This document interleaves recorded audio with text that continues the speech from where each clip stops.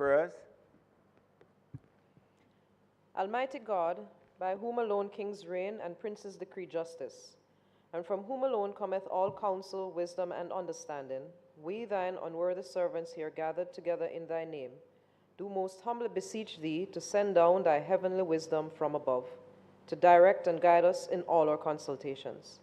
And grant that, we having thy fear always before our eyes, and laying aside all private interests, prejudices, and partial affections, the result of all our counsels may be to the glory of thy blessed name, the maintenance of true religion and justice, the safety, honor, and happiness of the king, the public weal, peace and tranquility of the island, and the uniting and knitting together of the hearts of all persons and estates within the same, in true Christian love and charity, one towards another, through Jesus Christ our Lord. Amen.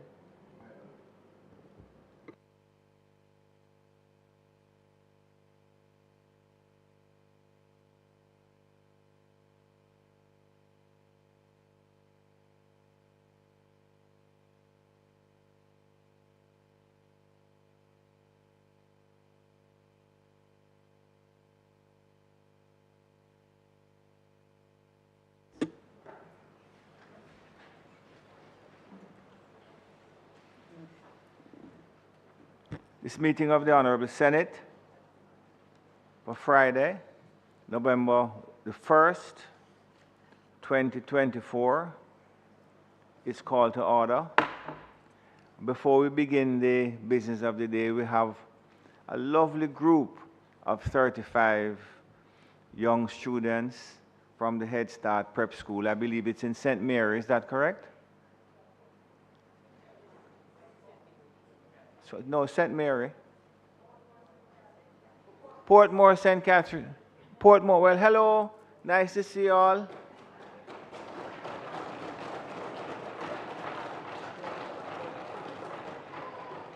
There, even though you are not from St. Mary, you are very welcome. And you are joined, I believe, by 5 teachers. Could you stand, please, teachers, so we can see you? Oh, much more than 5. Well, you certainly have your hands full, teachers. We know that the kids are here by virtue, no doubt, of your intervention. And so we want to welcome both yourselves and the kids. Welcome to Gordon House. And thank you for making a decision to bring these children here today. It's a pleasure for us to have you. And anytime at all you want to come and visit again, you can. And there are tours available if you get in touch with the same people that you got in touch with to be here today. There are tours available at any time that you want to come back. So welcome again. And the only thing I would ask is that when you leave, you ensure that your transportation drive carefully with the kids going over. Thank you again for joining us. Statements by ministers. Announcements. Laid on the table of the Senate are the following: annual report and audited financial statements of the Company's Office of Jamaica for the financial years 2016-2017 and 2017-2018. Annual report and audited financial statements of the Registrar General's Department for the financial year 2021-2022. Annual report and audited financial statements of the Broadcasting Commission for the financial year 2023-2024. Annual report and audited financial statements of the Fair Trading Commission for the financial years 2016-2017 and 2017-2018.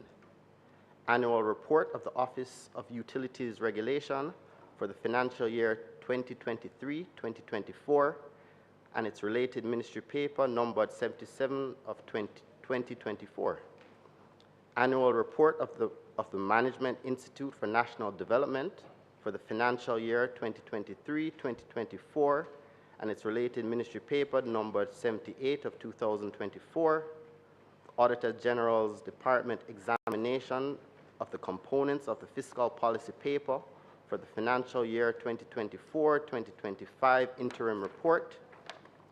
Indicom quarterly reports for quarter 4 of 2023, October to December 2023, quarter 1 of 2024, January to March 2024, and quarter 2 of 2024, April to June 2024. The Auditors General Department's certified appropriation accounts, head 19,000, recurrent, with respect to the Ministry of Economic Growth and Job Creation for the year 2021-2022, the Jamaica Gazette Supplement, Proclamations, Rules and Regulations, Volume 147, dated October 25, 2024, number 408, enclosing the Constitution of Jamaica.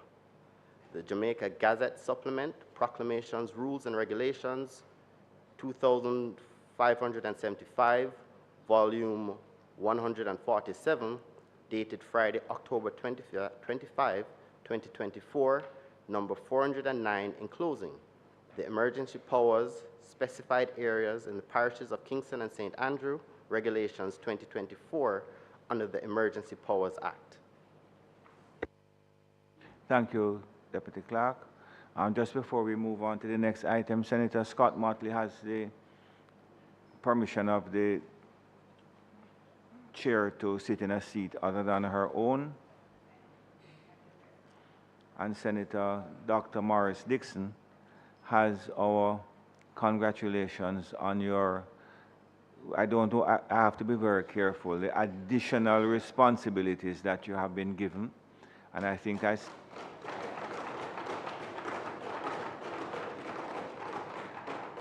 speak for all the Senate when I say that we are sure that the enthusiasm and competence with which you approach your previous responsibility, if that is continued into this new development, this new responsibility, we are sure that the country will benefit, and in particular the young persons who so much is dependent on. So congratulations, and yes, I think that you can go forward with the understanding that you have the support and best wishes of both members, both sides of the Senate. And I'd give you an opportunity to say a word if you wish. Thank you, Mr. President, and I thank you, colleagues, for your warm words of congratulations. And I know for me, education is really the key to unlocking the growth and development we want in our country. And I think we all agree on that.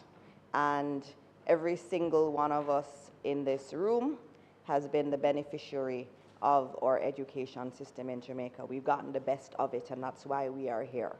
And my goal, and I know this, my goal is really to ensure that every child is able to receive the same level of education that all of us in this room was able to get. There is way too much disparity, and our children in this country deserve a Ministry of Education that provides for them, and that's what I will work tirelessly towards, Mr. President. And I thank our Prime Minister, Dr. the Most Honorable Andrew Holness, for appointing me into this new role and having confidence in me, and I look forward to the support of everyone on both sides and all stakeholders, because this is not something that can be addressed by one individual or one ministry. It's actually a national initiative, and I'm so happy this morning, Mr. President, to have the students here too, who I got a chance to speak to earlier, because when you look at their faces, that's the reason we are doing what we are doing, because we want to leave Jamaica in a much better place for them to reach their full potential. Thank you, Mr. President.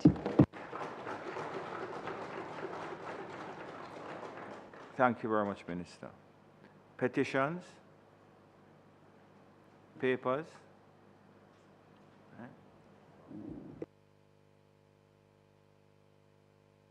Yeah, I'm sorry. Thank you. Bills, I'm sorry, after announcement, bills brought from the Honorable House of Representatives, and I neglected that, I'm so sorry. Bills brought from the Honorable House of Representatives.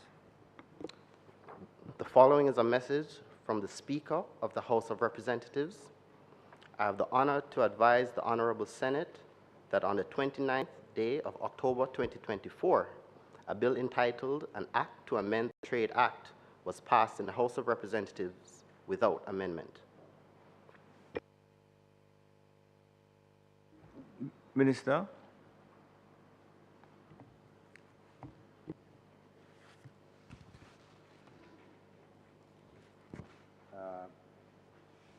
I have the honor, Mr. President. I have the honor to advise the Honorable House, the Honorable Senate rather, that on the 29th day of October 2024, a bill entitled An Act to Amend the Trade Act was passed in the House of Representatives without amendment.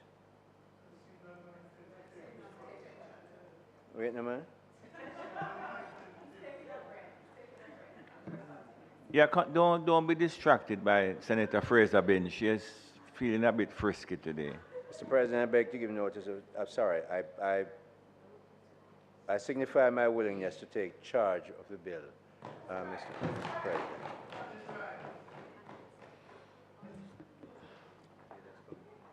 A bill shortly entitled the Trade Amendment Act 2024 read a first time.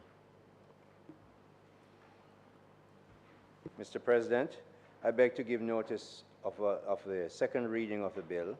Mr. President, I further beg to give notice that at a later stage today, I will move for the suspension of the standing orders to enable me to take second reading of the bill and to take it through all its concluding stages. Thank you very much, Minister. Petitions? I'm sorry?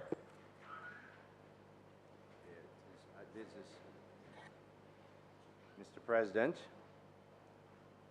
at the last sitting of the House again, the Senate, you gave your consent for the House of Representatives amendments to a bill entitled An Act to Provide for the Registration and Regulation of Companies that Operate and Maintain Segregated Accounts and Incorporated Segregated Accounts, and for the connected matters to be considered and approved. I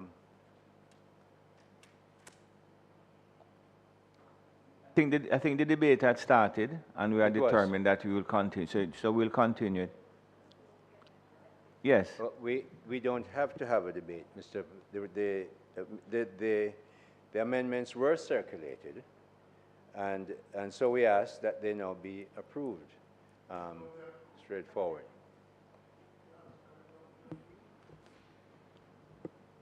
Mr. President.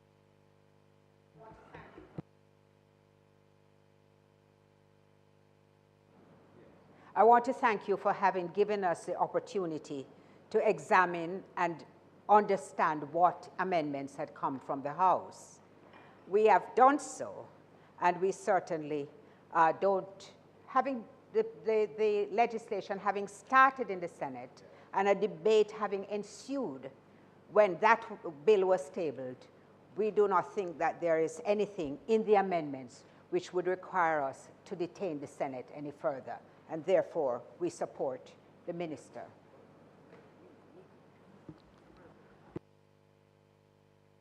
Thank you very much. What had happened is that there were some members who had indicated that they had not seen the amendments, and that's why it was not closed at that time.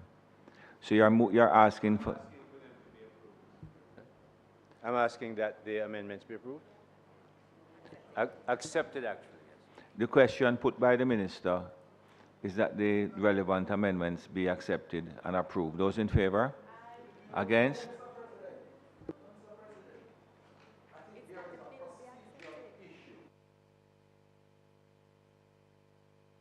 Through the agenda, and then after public business.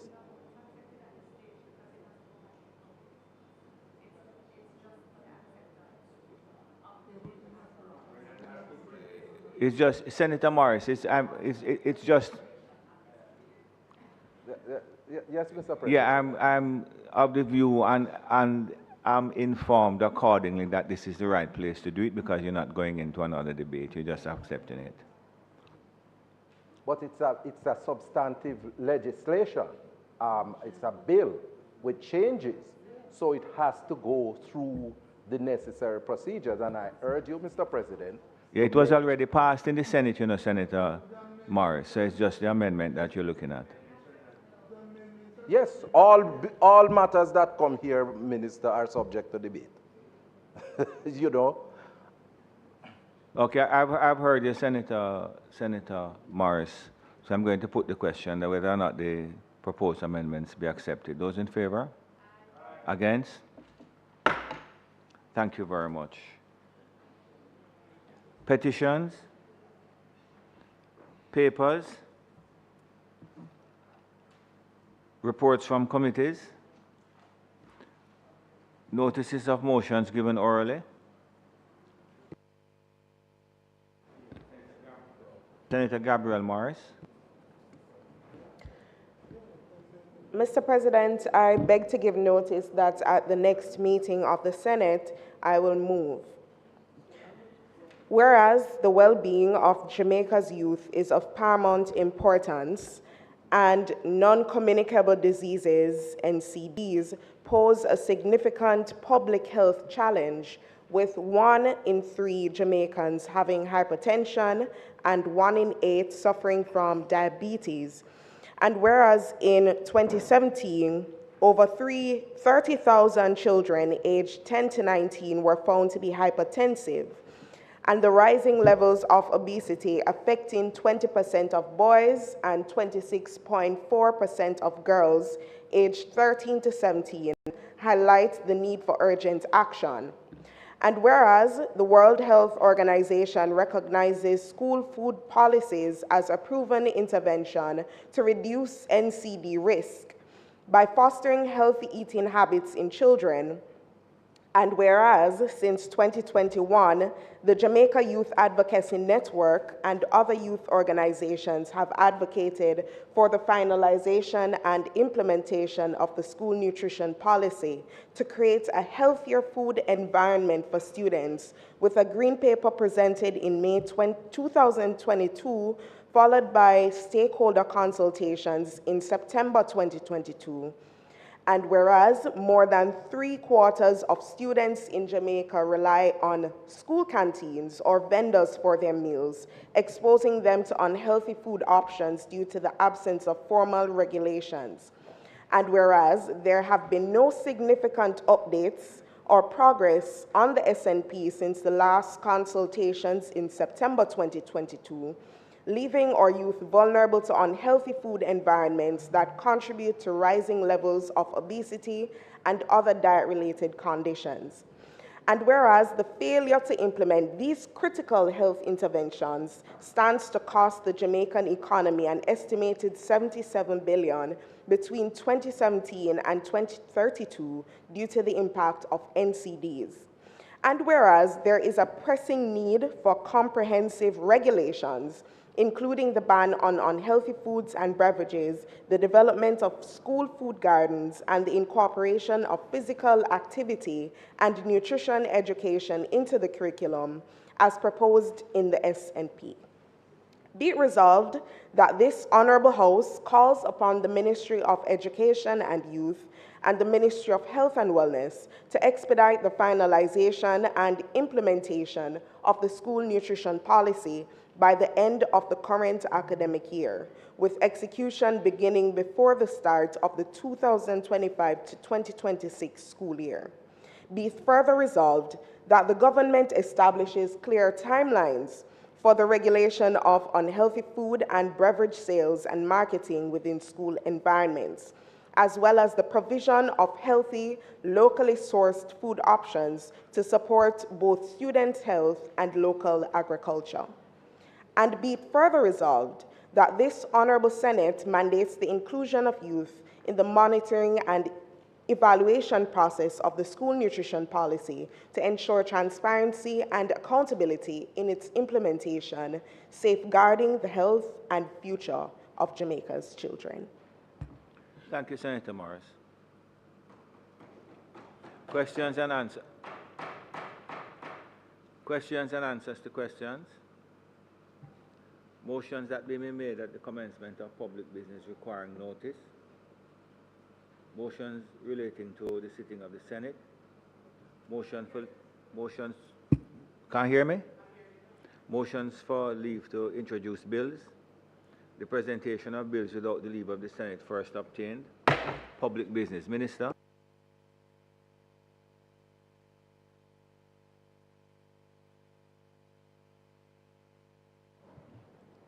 Thank you, Mr. President.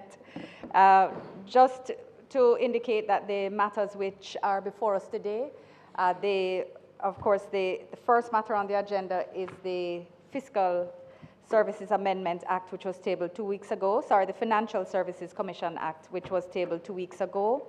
And then we will proceed with the Trade Amendment Act, for which the relevant motion will be taken by Minister Hill. Both bills, in fact, will be piloted by Senator Hill, and it is therefore anticipated that we will be efficient with our time and do our very best to ensure that this important business is completed within reasonable time. I thank you, Mr. President, for your understanding, and also just ask for the record, with your leave, to be able to place on record my unfailing and support and confidence in the abilities of Senator Dana Morris-Dixon to really effectively undertake her additional responsibilities, together with those with which she was already conferred, and to wish her every best and every success in this new portfolio. Thank you very much, Mr. President. Thank you, Minister. Minister Hill. Thank you, Mr. President.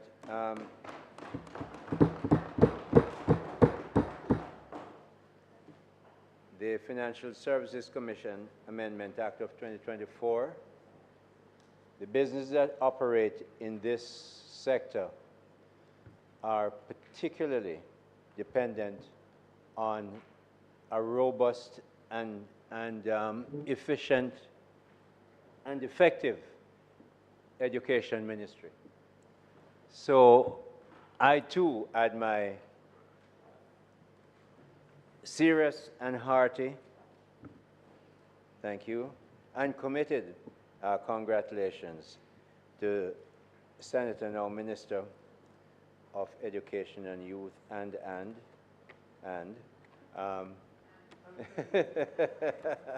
as she takes on, with all the youth and strength that she has, this really powerful and vital industry, rather ministry. It is an industry actually, but a ministry. It is, except for the Ministry of Education, the ministry with the biggest budget, and one could contend that the biggest operating budget, because much of what the Ministry of Finance handles, those are for interest payments and debt, and probably their operating budget is about $50 billion. Well, Minister Morris-Dixon's is $163 billion. It's a lot, and we wish her, I certainly wish her every success as she takes on this new role. As a background, Mr. President, the financial crisis experienced by Jamaica in the 1990s, the collapse of the CL Financial Limited, the holding company of Colonial Life Insurance Company, CLICO, Trinidad, and the recent global economic crisis of 2007 highlighted, that's the Lehman Brothers meltdown, highlighted the significant risks that financial groups can pose to the growth and stability of both global and local economies. These crises expose situations in which regulatory supervisory regimes did not fully identify or mitigate the risks and the potential adverse systemic impact associated with complex group structures. Those have been identified, and we know how painful they can be. Due to their economic reach across sectors and jurisdictions, financial groups present huge challenges for supervisory oversight. In order to rectify these regulatory deficiencies, the Joint Forum, comprised of representatives from the Basel Committee on Banking Supervision, BCSBS,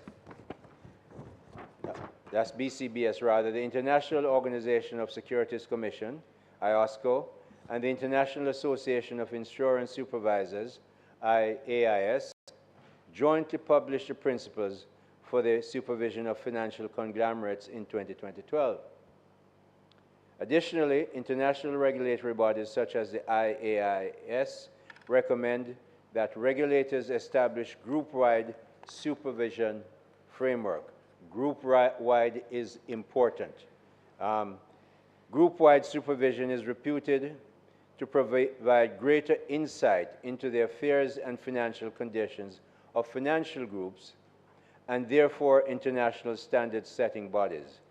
The International Monetary Fund and the Financial Stability Board are requiring all regulators to develop and implement such frameworks. Further, Mr. President, Jamaica underwent a mutual evaluation with the Caribbean Financial Action Task Force, CFATF, and several deficiencies were identified, which included lack of consolidated supervision of non-deposit taking groups in Jamaica, Mutual Evaluation Report 2017. I'm pleased to remind this august body, the Senate, that after our last collaboration and discussion and review by FATF, the Financial Action Task Force, emanated from the OECD, Jamaica came out with really flying colors, and so much so that after the Secretariat of FATF looked at what we did, they said that what we have done can become a model for other countries who are on the gray list, which we were, or the blacklist that some are. It is widely documented and accepted that sole supervision, the supervision of a financial institution by its regulator on a standalone basis, not taking into consideration the influence, interactions, and impact of the group's activities and decisions, is not sufficient to protect users of the financial market when that financial institution is a member of a group. While there are benefits to a prescribed financial institution, Mr. President, from having group membership, there are significant risks to the viability of the prescribed financial institution and, by extension, the wider financial market. Mr. President, as such, this bill, the Financial Services Commission Amendment Act, seeks to enhance the regulatory framework for effective and comprehensive group-wide supervision of non-deposit taking groups. The amendments to the Financial Services Commission Act, FSCA, consequential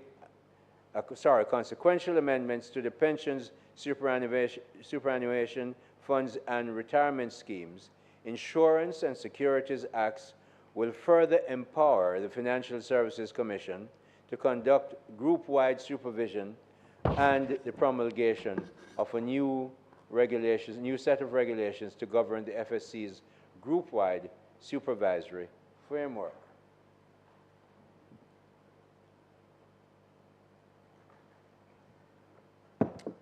So, provisions of the bill, Mr. President. Clause 2.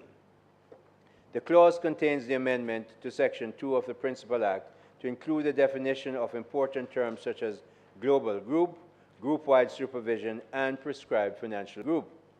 It should be noted that subsequent to the recommendations by industry stakeholders, amendments to Clause 2 were moved and passed in the House of Representatives. The amendments are as follows. Roman numeral 1, in subclause B, delete the term relevant activity and the definition and substitute thereof the following. Relevant activity includes A, the provision of banking, insurance, money management, cambio operations, and remittance services.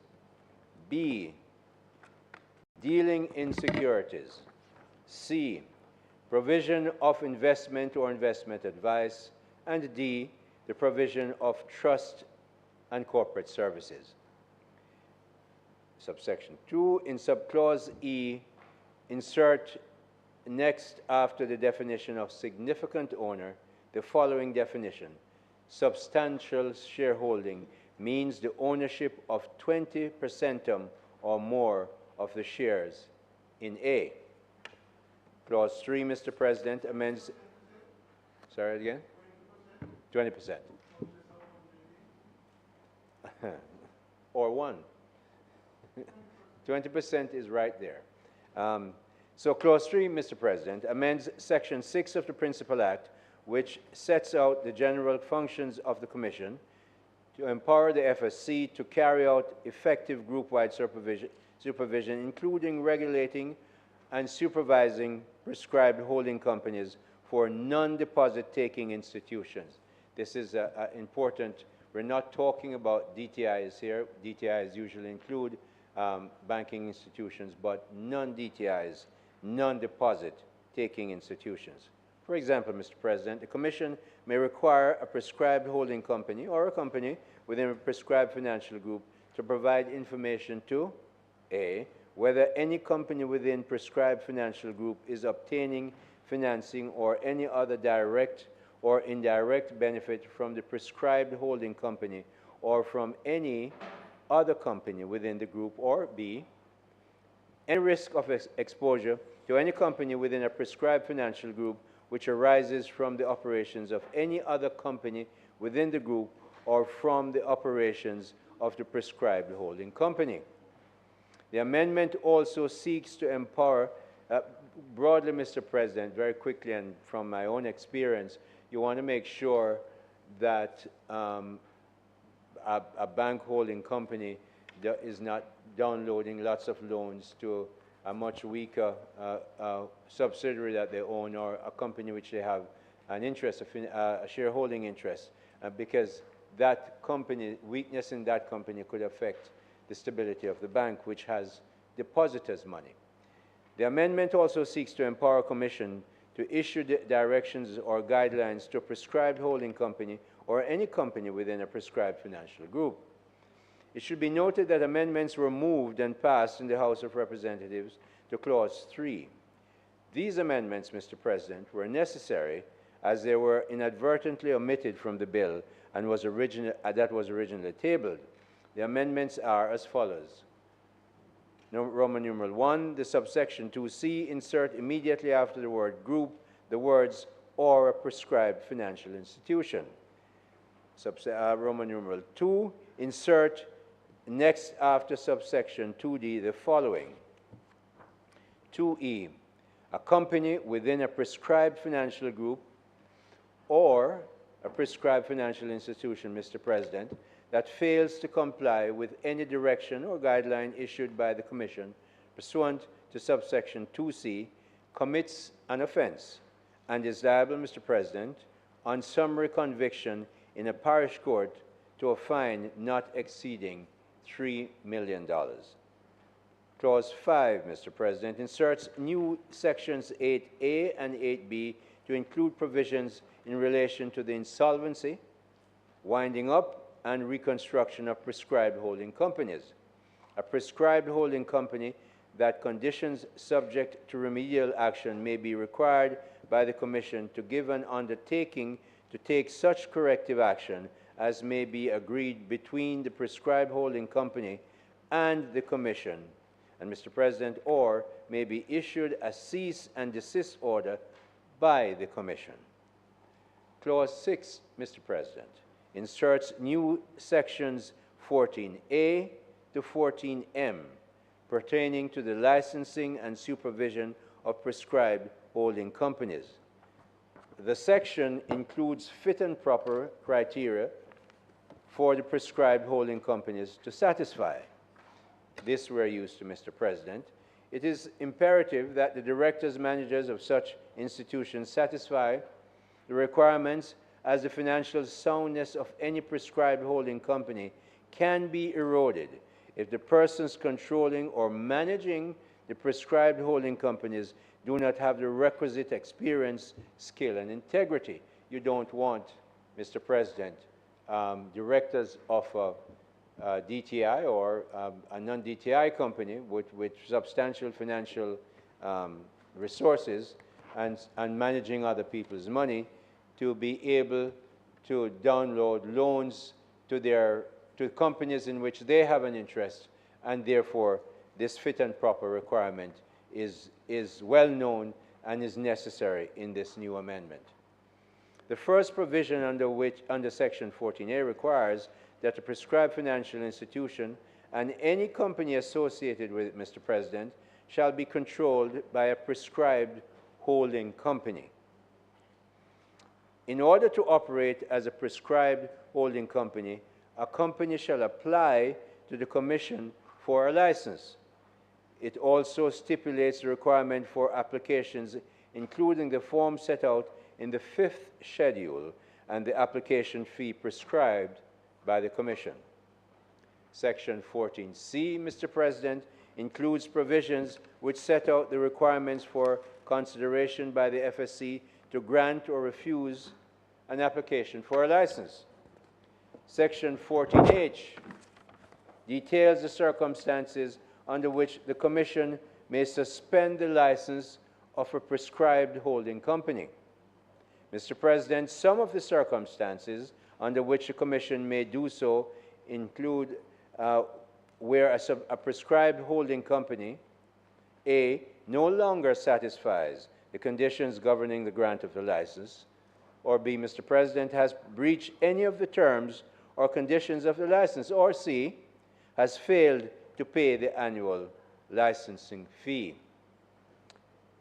Section 49, Mr. President, sets out the provisions for which the Commission may revoke the license of a prescribed holding company. A license can be revoked where A, the prescribed holding company has failed to comply with the provisions of this Act or regulations made under this Act, or, Mr. President, B, the application for a license made by the prescribed holding company contained false or misleading information in a material particular, or C, the prescribed holding company failed to remedy a breach which gave rise to a suspension of the license. Mr. President, 14J stipulates that the Commission may issue directions for the restructuring of a prescribed financial group or a prescribed financial institution where A, Mr. President, a group which comprises one or more prescribed financial institutions is not controlled by a prescribed holding company. B, the structure of a prescribed financial group is likely to impede group-wide supervision. Or C, Mr. President, a prescribed financial group has control of a branch, subsidiary, or a company outside of Jamaica. Or D, a prescribed financial institution is a member of a prescribed financial group which has a branch, subsidiary, or control of a company outside of Jamaica. Clause 7, Mr. President, deletes Section 16(1), D, and I, and replaces it to update the relevant anti-money laundering and combating terrorism and proliferation of financial enactments under which the Commission may disclose information or the prior written request or on the prior written request of the Minister to the designated authority to facilitate any investigation of an offense under any of these acts. In 16(1)(e), Mr. President, the words "an overseas regulatory authority" is deleted and substituted with the words "a foreign financial regulatory authority," the new term defined in Section 2 as a regulatory authority in a country other than Jamaica, which has supervisory functions, A, with respect to a company that is incorporated and provides financial services in that country, and B, that are similar to the functions of the Bank of Jamaica or the Commission. Clause 8, Mr. President, Section 18(1)(b) is revised to ensure that under this Act, the Commission may be empowered to make regulations providing for the imposition of fees and charges for licensing and regulation. This clause inserts Section 18(3), where the Minister may, taking into account the recommendations of the Commission, prescribe by order matters including A, license fee, B, group capital adequacy ratios, and limits on capital gearing for the groups. C, Mr. President, group liquidity metric and limits for the intercompany balances, transactions, and large exposure for a prescribed financial group, and D, the risk management framework for the management of investment assets. Mr. President, Clause 9 inserts new sections 18A and 18B to give the Commission the power to make regulations for group-wide supervision of prescribed financial groups and to amend monetary penalties.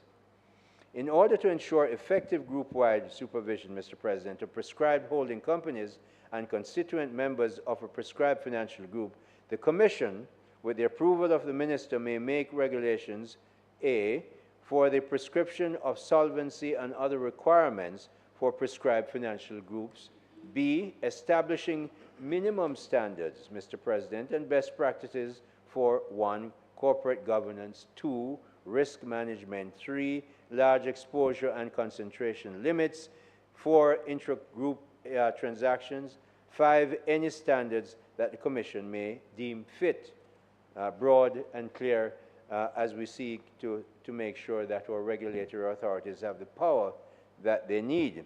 C, Mr. President, for reporting and disclosure by companies within a prescribed financial group, including the prescribed holding company.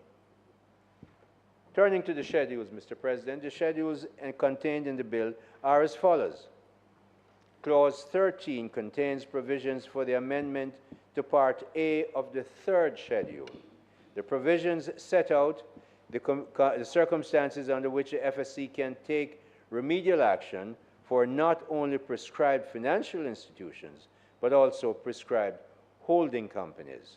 Some of the circumstances under which the Commission may take enforcement actions are 1, the prescribed financial institution, a prescribed holding company, or a director, employee, agent, or either of them in the conduct of the business of the prescribed financial institution or prescribed holding company, A, in engaging or about to engage in an unsafe or unsound business practice, or B, in contravening or has contravened 1, Mr. President, any provision of the Act or any relevant act or regulations made thereunder, or 2, any condition of the license or registration granted under the Act or any relevant act. Mr. President, 2, a director or manager has ceased to be a fit and proper person, and the prescribed financial institution or prescribed holding company has refused or neglected to take appropriate action. Roman numeral 2, Clause 14, Mr. President, sets out the amendment to the fourth schedule to include fixed penalties for offenses relating to prescribed holding companies. It should be noted that an amendment was moved and passed in the House of Representatives to this clause. Consequent on the amendment moved to Clause 3, Mr. President, which stipulates that a company within a prescribed group or a prescribed financial institution which fails to comply with the directions, guidelines issued by the Commission commits an offense. The corresponding penalty was also included and was inadvertently omitted. As such, the amendment moved in as follows. In the fourth schedule, insert after the heading, the Financial Services Commission Act, the following. Failure to 62E 200,000 comply with a direction or guideline issued by the Commission. Roman numeral 3, Clause 15, Mr. President, includes the insertion of new 5th, 6th, 7th, and 8th schedules. 5th schedule contains the application for prescribed holding company. 6th schedule, Mr. President, contains the prescribed documents which are required to accompany any application for a license, for example, a strategic business plan. 7th schedule, Mr. President, contains a form of license or a certificate of license for prescribed holding company. And the 8th schedule, Mr. President, contains a fit and proper questionnaire. Consequential amendments to the pension superannuation funds and retirement schemes, insurance, and securities acts. Consequential amendments were also made to sector legislation to strengthen the regulatory framework for effective and comprehensive group-wide supervision of non-deposit-taking groups. Mr. President, as I come to the conclusion, I just want to make it clear that all this work that is being done by the ministry, the agency, the FSC and others, is to make sure that the kind of rules-based arrangement that we undertook 6, 7 years ago, that as much as possible, the rules, how you operate a business in Jamaica are clear. You don't have to be a friend of somebody in government or a minister, but the rules should be clear so that anybody can read it. And, you know, in time, markets are dynamic. The rules may have to be amended again. But as of now, this is what we see. And so, Mr. President, in conclusion, the promulgation of the Financial Services Commission Amendment Act of 2024 will allow Jamaica to have another regulatory tool to enhance financial sector stability and offer a greater level of protection for financial consumers. We've been through the pandemic, we've been through other crises we've had to deal with, and yet our financial sector did not have any deleterious results on our economy. Therefore, in order to establish the group-wide supervisory framework for the non-deposit-taking group, it is proposed that the Honorable Senate approves the amendments to the FSCA and consequential amendments to the Pensions, Superannuation Funds, and Retirement Schemes, Insurance and Securities Act. If it pleases you, Mr. President.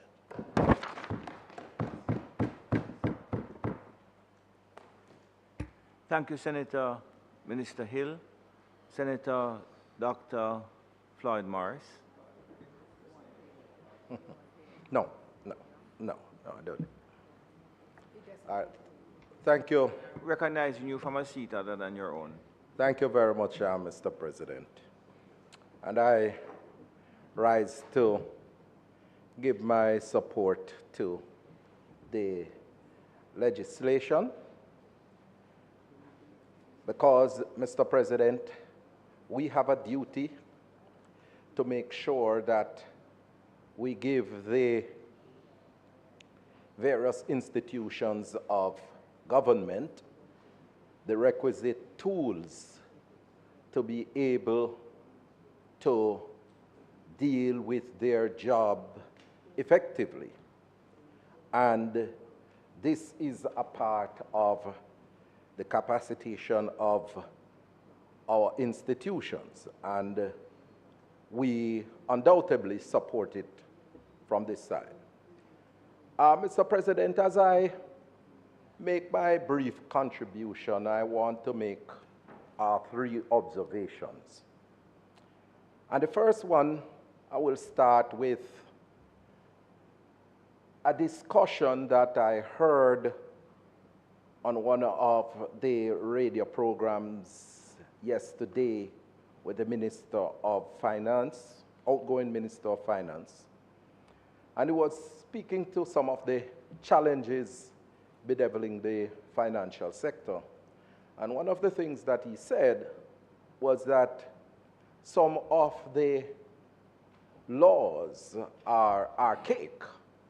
And he was responding specifically to the question about the SSL saga. And as I read this piece of legislation, I figured that it might have been prompted from that experience. But the minister pointed out that some of the legislation relating to the financial sector are very much archaic. And it caused me to wonder, Mr. President, you know, the job of a government and a minister is to, and by the way, Mr. President, before I go continue, let me just extend good wishes to Minister Morris Dixon for her elevation. and to say, Minister, that we wish you all the best in your new role. And from me to you, one of the things that you will have to focus on is the whole issue of education of children with disabilities and to push the disability inclusive education agenda. So I am looking forward to you rolling out that, because we are languishing behind where the inclusive education agenda is concerned, and I stand ready to assist in whatsoever way possible. So, Mr. President, so I'm expressing the concern that, you know, the minister had pointed out some of the challenges in managing the financial sector and the archaic nature of the legislation. And I said to myself, you know, but, you know, the minister has come to this conclusion, and I don't think it's something that he would have concluded just on the cusp of him leaving his portfolio. And I know from my former involvement in government that one of the priorities of the Chief Parliamentary Council is to drive or to prepare money bills. So if you have a piece of legislation,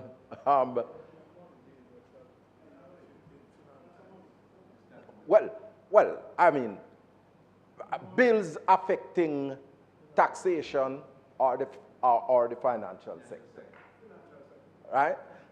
They are given priority. So within a short time, bills can, or amendments to bills, legislation can be brought here once it's related to taxation or the financial sector. And I'm just wondering why it is that the concerns as expressed by the minister were not addressed prior to him leaving the ministry, because this is one piece of legislation here, but I'm certain that some of the things that I heard him mention, you know, could have been quickly dealt with in order to deal with some of the problems that are bedeviling the financial sector. And that is a matter that the government will have to deal with post-haste. I hope they would have had, or the minister would have left a series of these legislation that the government would deal with in very short order, so that we can preserve and enhance the financial sector. Now, Mr. President, I pointed out that as I read the legislation, you know, I gleaned that it would have been prompted from the experience of SSL. And I'm happy that this piece of legislation has been brought to the fore, because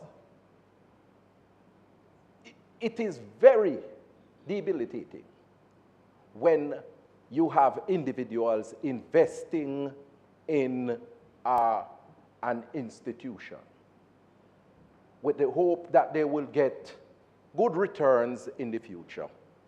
And then one morning you get up and you hear that you have no money in the financial institution. And I feel the pain of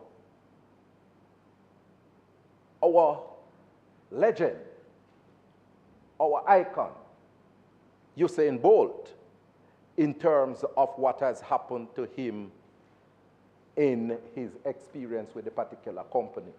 And I wondered if this piece of legislation was there, you know, in terms of the capacity of the Financial Sector Commission to interact and intervene more swiftly in some of these institutions, what would have happened?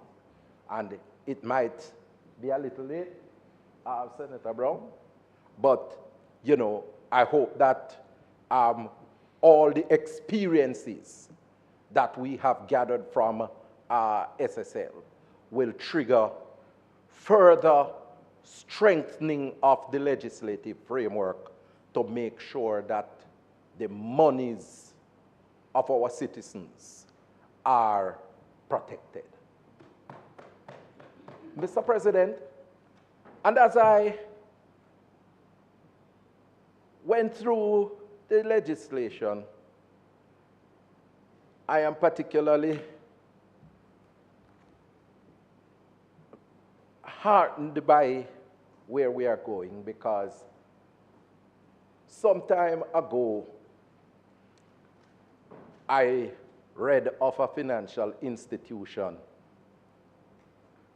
lending monies to individuals without the necessary security, collateral. And it was a significant block of funds. And from my understanding of how the financial sector works, you know, when I read the case, it should not be. And as I read the memorandum of objects here, I realized that the FSC would have the capacity to intervene and possibly investigate those institutions that engage in those practices. Because for me, you're not a financial institution and you are handling depositors' money. And depositors' money must be handled with due care.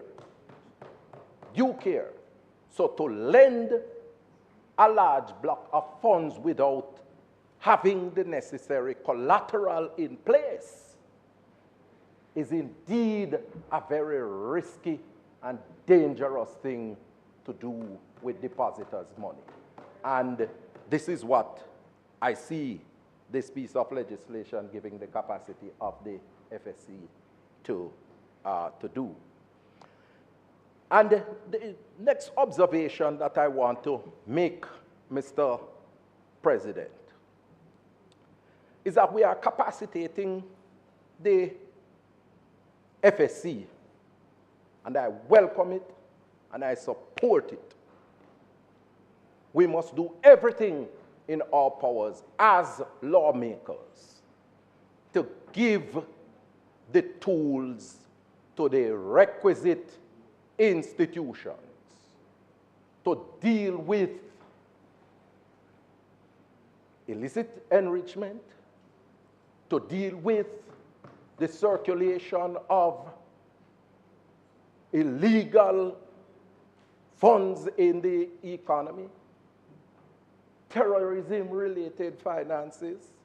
And by the way, Mr. President, as I mentioned terrorism finances, I want to point out that in the memorandum of objects, you see, I see something here that says terrorism in C of the memorandum of objects.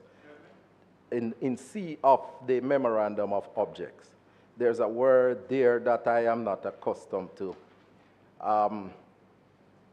Terrorism financing. I think it should be terrorism financing. In the last line. Yes. So I mean, I was looking for the word to see what it means, but I want to point out that it should be terrorism. Terrorism financing. So Mr. President, We are strengthening the capacity of these institutions. And I want to say, Mr. President, I welcome this, because there are other institutions, for example, the Integrity Commission of Jamaica, that I personally want to see us as parliamentarians strengthen and make sure that they have all the tools possible to deal with the job that they are mandated to do. And I'm not going to join anybody to bash the Integrity Commission, because they have a job that they have to do. We who come to the parliament to serve the people must ensure that we walk the line carefully when it comes on to public resources. And I say to the Integrity Commission, no matter who the person is, they could be big, they could be small. Go after them once they take the oath of office to serve our country. They are not bigger than the Integrity Commission and its mandate. And as a parliamentarian, I pledge my support for the institution and pledge that I will do everything to make sure that they get the requisite legislation to do their work. Mr. President, we support the legislation and we support the amendments and hope that it will contribute to the strengthening of the financial sector. May it please you, Mr. President. Thank you, Senator Morris. Thank you, Senator Dr. Morris, just to distinguish the various Morrises and the various doctors. Senator Ransford Bram. Mr. President,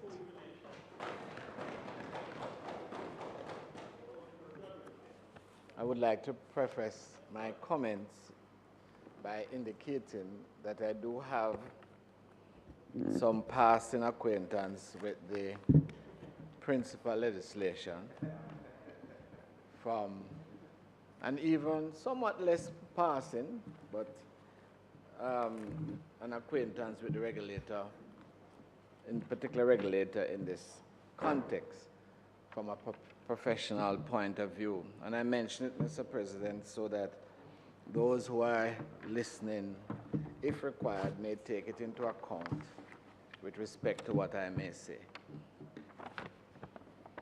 And so, Mr. President, a long time ago, I was a student in another Caribbean country. So why you have to say it?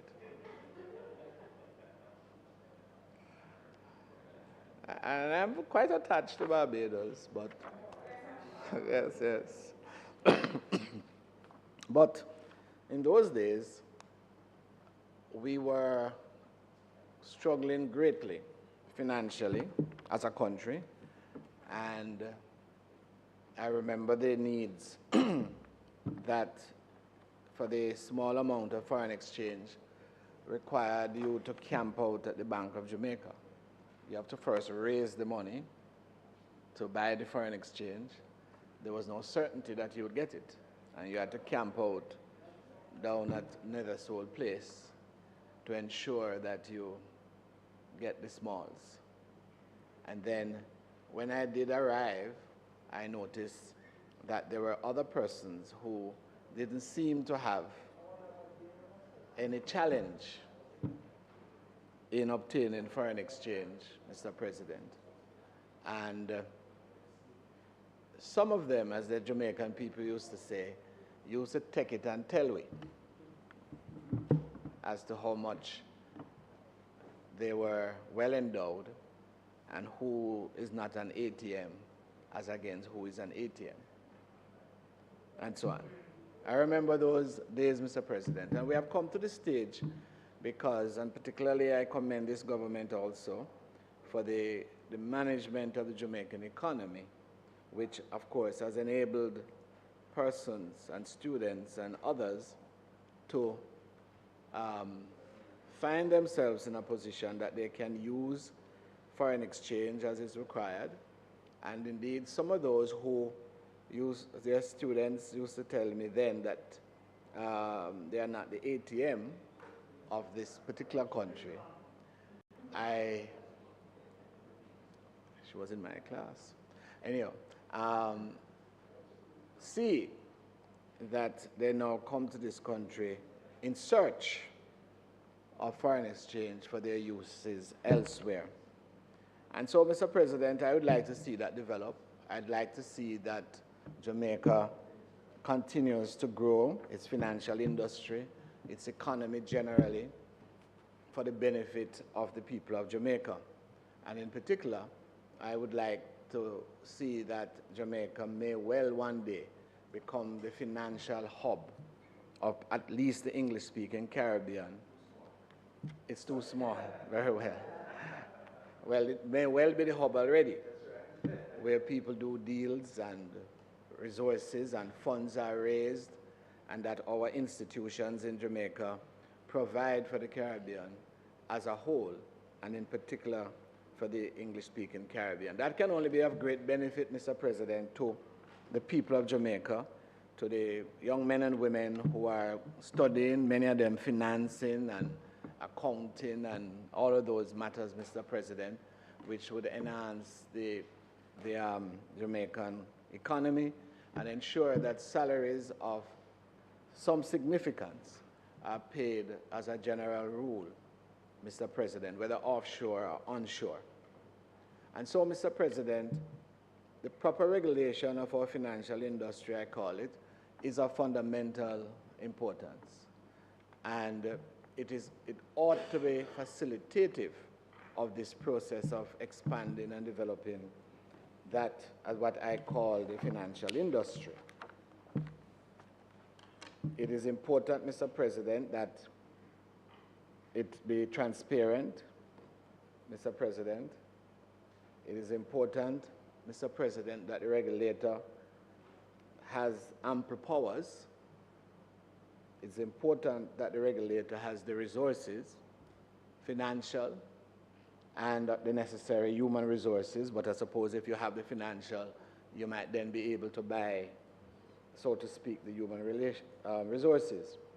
And that the regulator be nimble so that it is able to address new developments and so forth. In fact, Mr. President, one of the things I believe is that the regulator ought to be encouraging innovation in the industry, and also to keep up with what is happening in the world, Mr. President.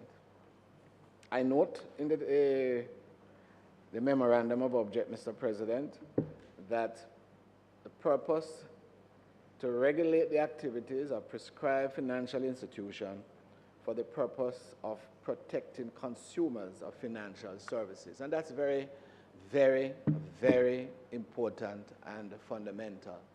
But I also would like to see the regulator regulate to facilitate the growth and development of the industry. Those who are the players, those who are the institutions who are doing business in the industry. So I hope that is taken into account based on their general law, that they would consider this, Mr. President, facilitate innovation, facilitate growth, while protecting the consumers of the services in the industry, Mr. President. But I come to the last point that I wish to make, Mr. President, and that is what I call recourse. The law, and I presume that the regulator is always acting in good faith, always. But as they carry on their duty, they will discover that there will be disagreements between themselves and those with whom they have the responsibility to regulate. And that happens every day. And of course, the regulator has the final say. But what bothers me is, what is the situation when the regulator is wrong? Because it is the nature of human beings that you are capable of error. At least I am capable of error. And from my observation, I haven't met a human being yet who is not. I have had occasions where human beings have told me that they are not capable of error, only to see them falling into grave error. So it is just a fact of life. And so the question then, the general principle in our system is that if you believe the regulator is in error, you must go to court. There is some limited internal recourse in certain areas to apply to tribunals, to appeal, but in the financial industry, it's, in my view, very limited. So that the general recourse is that you must go to court. But I believe, Mr. President, in an industry that moves very quickly, the regulator often has to move very quickly. If we understand the courts, it is not designed, Mr. President, to respond to that type of industry, at least initially. So where things have to happen overnight, within a week, within a day, within a month, the court, even with its improvement, even with the establishment of the commercial court, is usually not capable of responding in such a manner.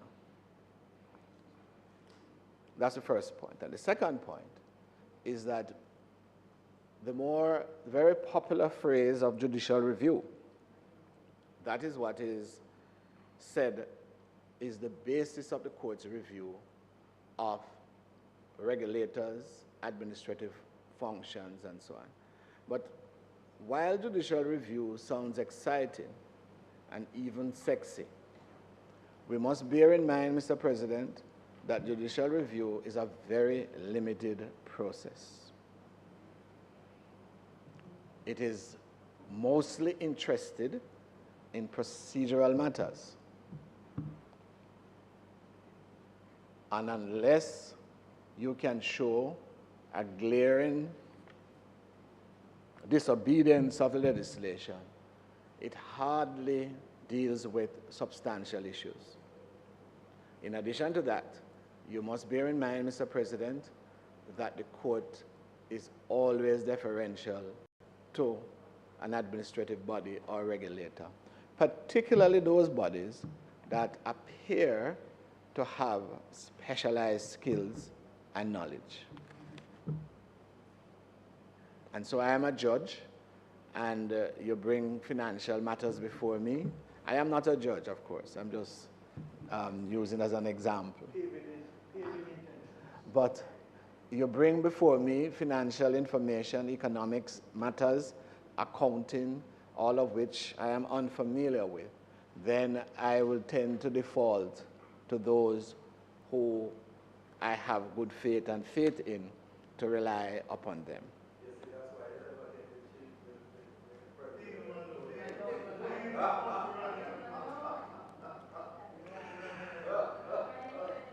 There you have it. There you have it. There you have it. That's fine. That's fine. But at least I know my weakness, you see? And so what I'm saying, though, is that the court, the default position is to give a reserve position to the regulator. So it is...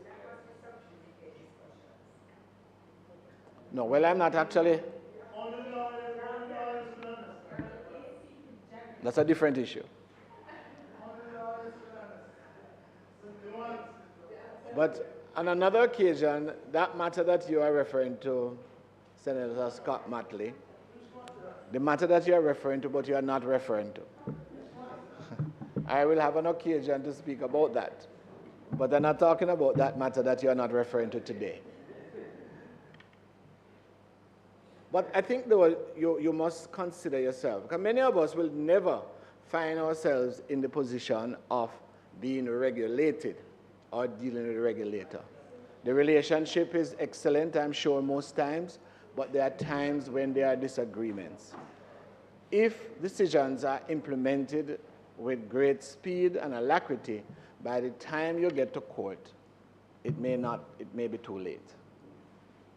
And so, Mr. President, I know that in this Senate sometime 2 or 3 weeks ago, the question of the multiplicity of tribunals and so on, that question was put on the table and raised. But for every decision that a regulator makes, there must be an internal mechanism of review. For every decision that a regulator makes, there must be an internal mechanism of review. That is likely to respond far quicker than any court. So that if the regulatee, if there is such a thing, is unhappy, she will then be able to go before that internal tribunal and say, I think the regulator has made a mistake. No, not for everything. Not for everything, believe me. There is one there for some things under the Securities Act, but not for everything. I am suggesting when these matters come for review that the internal mechanism is not limited to some things, but for all decisions, so that those who are subject to the regulation may have speedy recourse to a tribunal, and if they believe that the regulator's decision could be detrimental, they can say to the internal mechanism and apply to that mechanism for a stay until the matter is speedily, and if the stay is granted, that the matter then be speedily dealt with, and so on. After that process is finished, if they want to go to court after that, that's fine. But at least they would have gotten a quick and urgent way to say, we didn't agree with the regulator didn't take this into account, or didn't take it into account sufficiently, they were mistaken, look at this again, and so forth. Or the remedy that we are suggesting is a good remedy, the regulator is being a little too tough, or a little too whatever, and so that the matter can be considered. It is important to keep faith in the regulator and to reduce disquiet and unhappiness. And so as we go forward and as these legislation are reviewed, I am asking that it be considered in the future, that it be a widespread thing for the decisions of the regulator, that the citizen may feel that they have easy, responsible recourse when they happen to strongly disagree. My understanding, Mr. President, when it comes to regulators, most times, overwhelmingly most times, the regulator puts its views and they come to a decision and an accommodation with the regulatee. They have a talk, the regulator explains, and they say, we didn't see it that way. Yes, all right. Or, we don't agree with you, but since you said to do it, we are going to do it, and that's the end of the matter. But probably 5% of the time, there are fundamental disagreements, and those 5% provision should be made so that it can be speedily dealt with. It would enhance the system. It would benefit the regulator, and it would benefit those who are regulated. So having said that, Mr. President, it seems to me that that would only then make the system even better. And these amendments will only bring efficiency, and it will serve to protect the public, and I hope when they are applied, even serve to enhance the industry, yes, promote innovation and the expansion of the industry for the benefit of all. And for those students who are going off to those particular islands and elsewhere today, they no longer have to face any words being thrown at them, Mr. President, and a lot of that is due to the work of the regulator and the industry itself.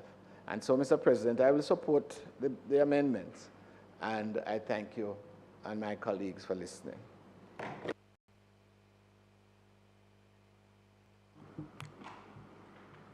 Thank you, Senator Brown. Senator Brown? Thank you, President. Let me start by also congratulating... Senator Brown, you want the lectern? No. Don't need it. I'm not going to be reading. No, leave it. Yeah. President, let me start by adding my word of congratulations to Minister, Senator Dana Morris Dixon on her elevation to the tough job. I'm not sure if it should be congratulations or condolences, but commiseration. But we wish you well. Your youthful energy, we hope, will bring the transformation that is necessary and has been too long in coming in that ministry. Last week you spoke, Minister, and you indicated to us that you were a graduate of a college just below JC, Campion College. We wish to, on this side, extend to the education fraternity, to Campion College, to the parents of that youngster, to the students there, our condolences on the tragedy that took place during this week. Another feeder school, St. Peter and Paul, had a similar accident some time ago, and we said then that we're going to put in strict regulations, goalposts, only to see that it occur. So one thing we wish, Minister, for you to do is to not just promise to make change, but to deliver on those changes. Because one life lost of that potential engineer, doctor, politician, accountant, whatever that person could have been, is a sad loss to our country. So to his parents, friends, our condolences. President, in a debate like this, well, before I come to the debate, let me also say that we congratulate the elevation of Senator Samuda, but we thought that he would have been to another place.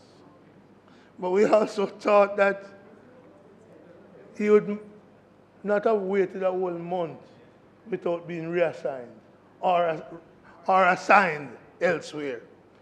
But such is the nature of things. And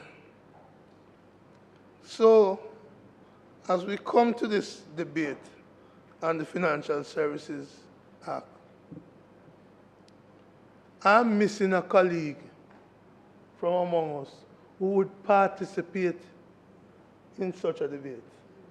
And so my solidarity and support goes out to the private sector rep who would speak not just as a bureaucrat or a technocrat, Senator Branson, but as somebody who is in the field and who represents the views of the private sector. So we miss Dan's participation in this debate, and we wish for him the best. We note the ascension to the Order of Jamaica, and we also think he deserves congratulations on that. So Dan, wherever you are, we miss you in the debate. And we look also, ministers for the 21st senator to join us. It's what, over a month now or more that we're one short. So we're looking forward to the completion of the team. So,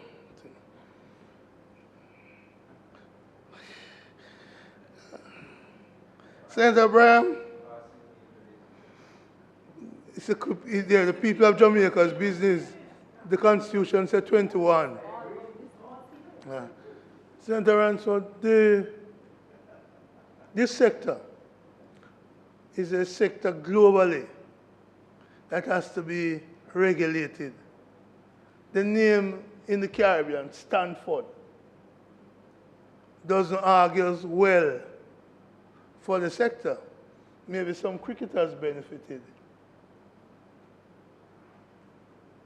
We have seen cases like Olint and Cash Plus, which begs for regulations of the sector.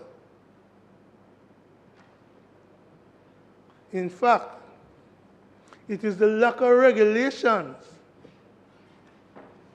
in our country over many years that led to the financial meltdown that gave rise to a solution called FinSAC. FinSAC was never the problem. FinSAC was a solution to the problem. President, I remember some years ago, I was in Trinidad when the first CLICO crash took place. And when that crash took place, I was traveling on the road with friends, and they said, hold on, my car insurance just disappeared in the CLICO crash. So all of a sudden, you thought your car was insured, and that gone. The financial sector left without the proper regulations led to what the crisis that we have. And Senator Ely, you're right. They move the debt around. They invest in the monstrosities that they engage in during that period and create the massive problem that FinSAC had to fix. And I say this because, President, FinSAC has gotten such bad name. But I remember as a union officer being at Jamalco Center Gale when the banks were collapsing, when people were calling me from sentence to say, should we keep our money in X institution because we hear that there's a run. And so, I was at Jamalco, and the workers were worried, Senator Gale, that they would lose their pension. And I remember Dr. Omar Davis coming to address the management and workers in a mass workers meeting at Jamalco and assuring them that not a single one of them would lose their pension. But that assurance wasn't just for the Jamalco workers. It was for every pensioner in Jamaica.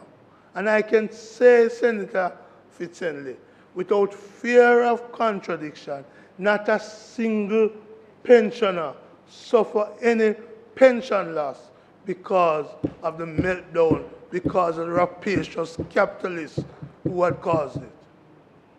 I can go further. Not only did the workers and their pension scheme survive, but no depositor in any of the banks that went under lost a penny of their deposit. P.J. Patterson, Omar Davis and their cabinet ensured the protection of the ordinary people and even those who weren't ordinary with plenty of money. That's FinSAC. That came also to provide other protection for people, including former ministers of the Jamaica Labour Party government.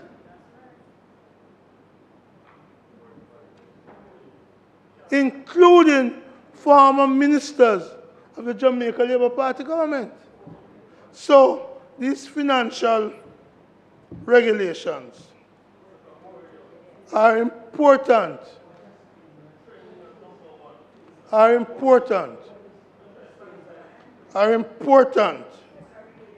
to protect our people going forward. Mr. President, subsequent to the meltdown and the introduction of FinSAC to mop up and save those who needed to be saved. Because it's not unusual for borrowers to default, you know, and for borrowers to be impacted. It's not unusual. It happened. It happened. But no depositor, no pensioner, no insurance policy holder lost in that meltdown because the government of the day protected them. President, I would have expected today for us to be discussing a bill that is not coming after the collapse of one of these financial institutions. It is the first such collapse since the 90s. It happened under the watch of Andrew Michael Holness as Prime Minister. These regulations we're coming with now, these amendments would have prevented it if they came earlier. But you know what would also have prevented it? If ministers would just read the reports sent to them from the regulatory body. Because SSL, for which this action is being taken post SSL, these actions are being taken post the collapse of SSL. Maybe if those reports sent to the minister was read, maybe if we had listened to the board led by Howard Mitchell, what has happened would not have happened to the consumers of financial services, which is what the FSC is set up to do, to protect the consumer of financial services. SSL didn't just come down like the rain outside now. It was set up from the morning before, set up from the evening before, set up from the days before, set up from months before. Didn't just happen so. Some saw it coming. Some saw it coming and took out their umbrella. They were protected. They suffered no loss in SSL. And that happened after FSC made reports to the relevant ministers, which raised the issue that Senator Braham mentioned. The FSC does have an appeal tribunal. Yes, maybe limited, and make the amendment to extend its role. But the FSC also has a board appointed with the approval of the Cabinet of Jamaica. That ought to be an internal review mechanism. And after the board, there's a minister. And the minister does have some superintendency. SSL was therefore a failure of the FSC and those in charge of the FSC, the board, the ministry, and the cabinet. Everybody in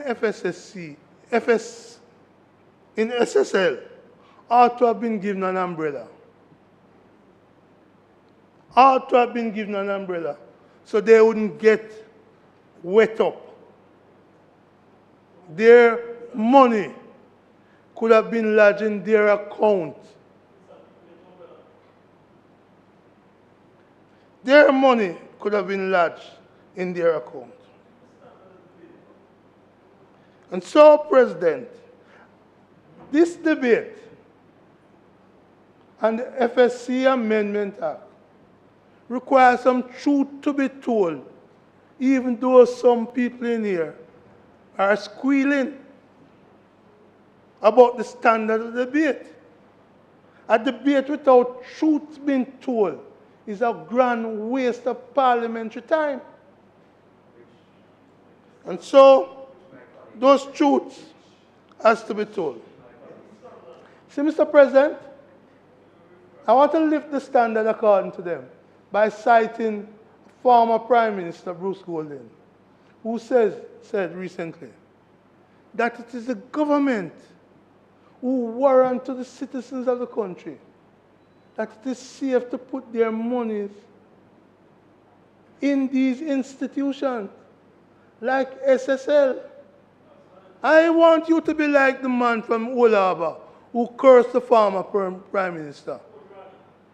I want you to be like the man from down at Olaba who cursed the former Prime Minister Bruce Golding for saying the government has a responsibility to prevent such failures. And this legislation that we're debating goes somewhere belatedly, but we welcome it in making the preparation.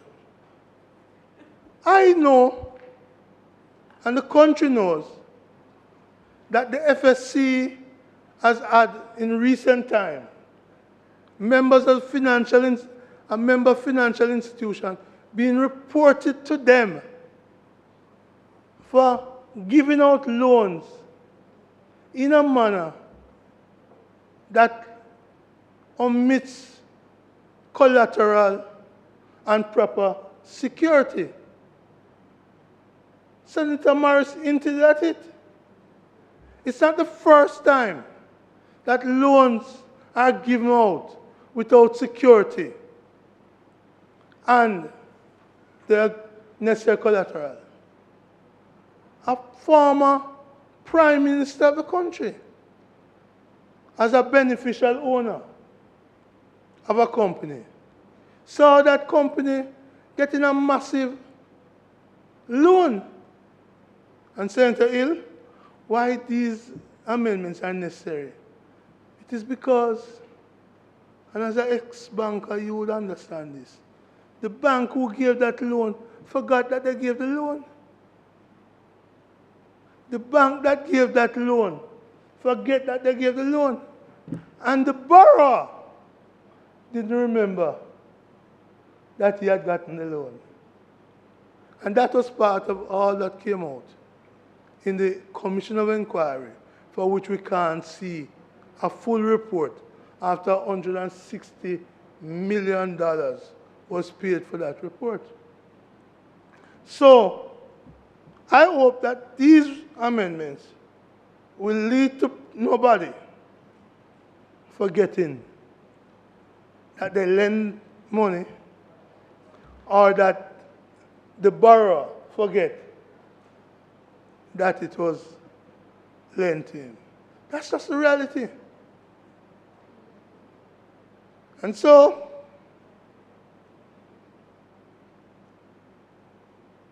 when you mention, Senator Hill, about 20% representing the beneficial owner threshold, I wonder to myself whether or not, if I'm involved in a company with 25%, 30%, or even 100%, whether or not the beneficial owner status will apply to me, and whether it is okay for the FSC or any other government agency investigating issue of finance, well, let's say illicit enrichment, or money laundering, or any financial crime, well, it would be okay for them to pierce the veil, the corporate veil. That seems to be a live issue in the country. Can the corporate veil be pierced? And so we took two bills today. Segregated accounts bill. It has a definition of beneficial owner. And I believe, sorry? No, just hold a second. I know you don't know it. Hold on. I know you don't know it. The Segregated Accounts Companies Act speaks to beneficial owner having the meaning in the Companies Act. But this one today, yeah, you said that. But this one today, this one we're debating now, does not have that. It says in this one, beneficial owner has the meaning of in the trust and corporate services providers act. Maybe it's the same. When I get a letter from the Integrity Commission that speaks to beneficial owner, whether you're a beneficial owner, is there a consistency? Is there a consistency in the definition of beneficial owner? There may be. Because, Senator Gill, you and I know that under different laws, the definition of a worker is not the same.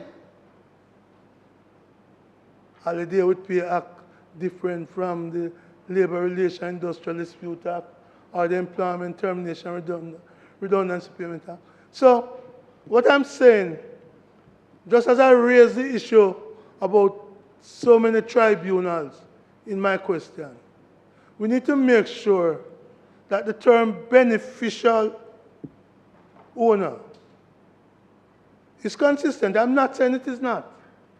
I'm simply saying, because I'm simply saying you have reference to different pieces of legislation. So I didn't get a chance to look at the Integrity Commission Act to see what does beneficial owner refers to. And if all of them meets the 20% threshold, and if all of that means that the veil of corporate veil can be pierced, because in the investigation of these things, it is necessary that the corporate veil be pierced so people can know how money passes through accounts. Because it is that passing through of accounts that led in the main to the financial meltdown in the past.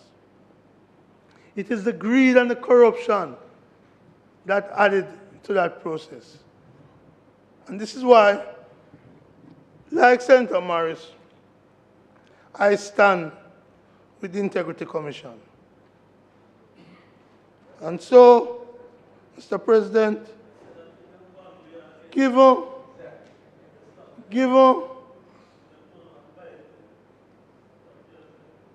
I hear squealing. And this is why, Mr. President, this is why we on this side support these belated amendments.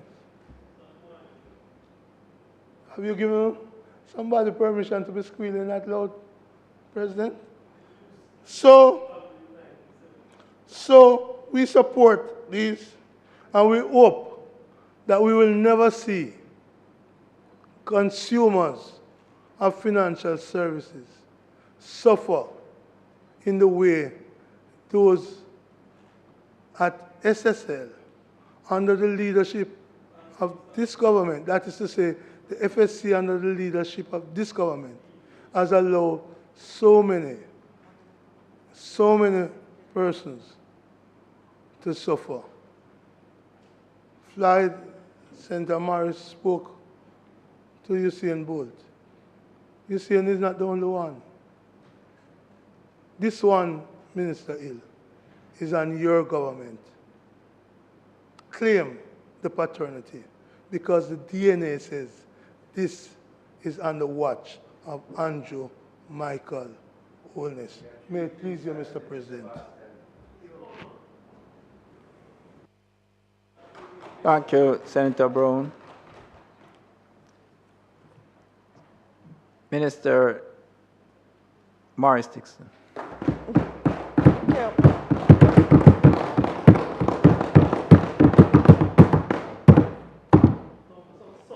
Yeah, no, for substantive reasoning. Thank you. Thank you, Mr. President. And I'm going to stick to facts and reality in my presentation. And I'll be very, very short in doing this. And Mr. President, this bill represents, without doubt, an essential step in Jamaica's ongoing, and I emphasize ongoing, efforts to modernize and strengthen our financial regulatory framework to respond to our local needs and ensure that our systems are on par with international standards and best practices. And I have to outline the fact that Jamaica was put on a grey list. And this year, because of the awesome work of a lot of individuals, including individuals at the FSC and also at the Bank of Jamaica and the company's office, I can't leave them out, and across a lot of other competent authorities across Jamaica. We, and Ministry of Foreign Affairs, everybody, we've been able to come off of the grey list. And that's not an easy task for any country to do. And I know that a few years ago, many individuals were concerned that Jamaica would in fact be blacklisted. Yes. But this administration worked tirelessly in order to implement policies and many laws and amendments to laws to ensure that Jamaica had the kind of framework that would allow us to stand and say to the world that we are definitely committed to the stability of our financial system. And we got an amazing, amazing report from the Financial Action Task Force detailing the work of Jamaica, also saying that in many of the areas that Jamaica is outperforming the rest of the world in our regulatory framework. But this is not a one-time effort. This is an ongoing effort. And so we have to look at this regulation within that parameter. And as we look at history, and I know I came into knowing myself in the 1990s, and I saw what happened in the 1990s. I saw individuals who were much older than me, that were persons I respected, were family members who were devastated, decimated during the 1990s, during our financial crisis. And so sometimes when I hear some of the discussions around FinSAC, I have to wonder if it's the same thing that I experienced. Because a lot of people, including individuals in my own family, were affected adversely by it and are struggling today because of what happened in the 1990s. And so we have to really be very honest in our assessment of what happened then. And so we've seen from our history that financial crises can destabilize our economies, erode public trust, and have a lasting impact on livelihoods, and including the growth and prosperity of our country. The financial challenges faced by Jamaica in the 90s and even the global financial crisis of 2007 exposed significant regulatory vulnerabilities. And it wasn't just Jamaica, it's all around the world it exposed vulnerabilities. And even now, it has become clear that some of the systems that emerged and that we set up after those crises still require work, and that is understood. The regulatory framework has to change with times. We have new products, and over time, you see how we need to change, and that's what the administration has been doing. And it's important, though, that as we look at this set of these amendments that are being done to the FSC Act, that we also put them in broader context in relation to work that we are doing. We already know that we did the Banking Services Act, and we allowed for consolidated supervision in that space. And in doing that, we actually did take in a lot of the regulated companies that fall under the FSC, because once there is a DTI, in a deposit-taking institution in the group, they fall under the consolidated supervision rules as prescribed by the Banking Services Act. And so what we've done in this one is to add that type of strengthening for institutions that do not have a DTI in their group structure. And that is a step in the right direction, and it is filling a gap that would have existed, and it is an important one for us to fill. But this isn't the end of it. And so while I welcome this today, I want to talk about some of the other things that we're doing, and one in particular. Mr. President, these changes that we see here are definitely important and open the door for further improvements. And I draw your attention to the Twin Peaks model, which has been adopted by several advanced economies, including even Australia and the United Kingdom. And this has been discussed in the House of Representatives by our former Finance Minister, Dr. Nigel Clark. And I would like to add my own perspectives on the matter, since this is here today, and we're getting to where we actually want to get to with this, but this is not the entirety of it. And so as we debate it, we also have to look at what is to come. And for those who are watching, and I've come to recognize that there are many people who watch the Senate, I would just explain what this means. And under the Twin Peaks, you have two different regulatory bodies that are established. One focused on prudential regulations, which is to ensure financial stability, and the other on conduct regulation to protect consumers. And that is a really, really important part. And I think we've gone very far with this in relation to the prudential side. But the reality is you have two different prudential regulators. You have the Bank of Jamaica, you have the Financial Services, the FSC. And so we do have to look at the system and look globally at what has worked. And what has worked is having the prudential regulation all under one umbrella, because you then have the full 360-degree view of the financial sector. So you don't have one entity regulating some and another entity regulating the others. Even though they work very closely together and they share a lot of information, it could still be a better regulatory framework. And so the Twin Peaks model that was announced by Dr. Clark actually takes this piece of regulation even further in relation to allowing for both of those entities to be basically put together under the BOJ to provide prudential regulation. And then you would have the second body, which is the conduct regulator, which is an important one, and which is the one when you talk to Jamaicans, they have a lot of concern about. And for that other one, it would center on consumer protection and market integrity, which is absolutely important. And that's what I hear or people saying. How do you protect me as a consumer when I am interacting with the banks and with other financial institutions? I want to know that there is a mechanism around the protection, my protection.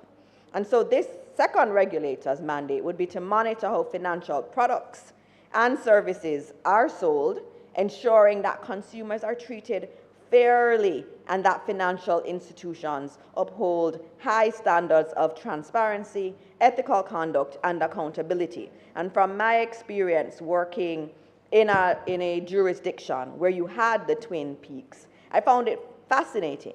And it's a pity that Senator Dr. Professor Morris is not here, because in those jurisdictions, the conduct authority even looks at accessibility vis-a-vis your website to ensure that every consumer of financial services is actually taken care of, and that you are ensuring that they have as much access to information as everybody else does. It looks at even the way the font is on your website and prescribes regulations around that, even in relation to flashing lights for those who may be affected by flashing lights. And so in other jurisdictions, they take conduct very far because they understand that a financial sector must cater to every single individual and must protect their right to access and also safeguard their funds at the same time. And so conduct regulation would be particularly relevant to Jamaica as it strengthens safeguards for citizens and enhances their trust and confidence in the financial sector. And this model we are already working on, and the BOJ is well on the way with its consultations that has started. So while we're here debating this, the government is not waiting. We are already discussing the way forward, and the way forward is to even strengthen the framework even more by having that separation and moving to the Twin Peaks model.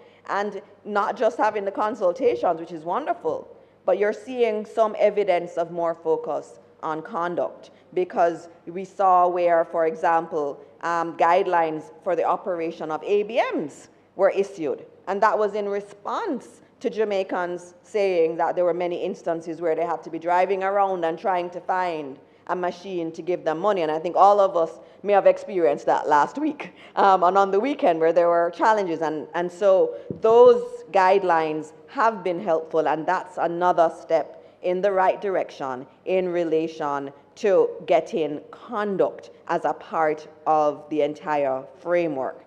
So these amendments we see here today are only a step towards building capacity within the existing framework, while simultaneously working for a longer-term, more robust regulatory structure for Jamaica. And Mr. President, we must always remember that financial regulation, even though it seems very dense when you read the bill, is not merely technical. It is at its core a commitment to safeguarding the hard-earned monies of ordinary Jamaicans, protecting the reputation of our financial sector, and building a foundation for sustainable economic growth. And for the economic future of Jamaica, I believe we must remain focused on putting in place a framework that will inspire investor confidence further and better protect the people of Jamaica and their livelihoods. So, Mr. President, I agree with Senator Brown that this is an important bill, and it is important for us to support this bill, and that this bill is just part of a larger framework that shows that the government is committed to making the financial sphere as robust as possible, and more importantly, protecting the interests of every single Jamaican. Thank you, Mr. President. Thank you, Minister. Senator Scott Marley.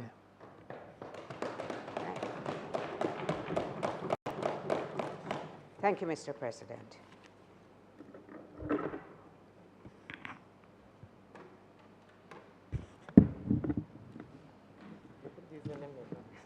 Yeah, just thank you. So, Mr. President, I am delighted to follow the new Minister of Education and I think information, and very soon, very soon we'll have to coin some new ways of which terminologies for addressing you. You know, I want to start with an odd thing, and that is to ask for some consistency in the definition of a beneficial owner.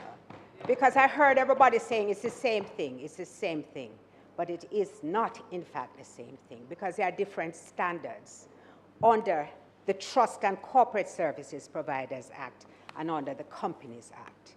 Because under the Companies Act, the requirement was reduced to 25% ownership, whereas under the Trust and Corporate Services Act, the requirement is 20%.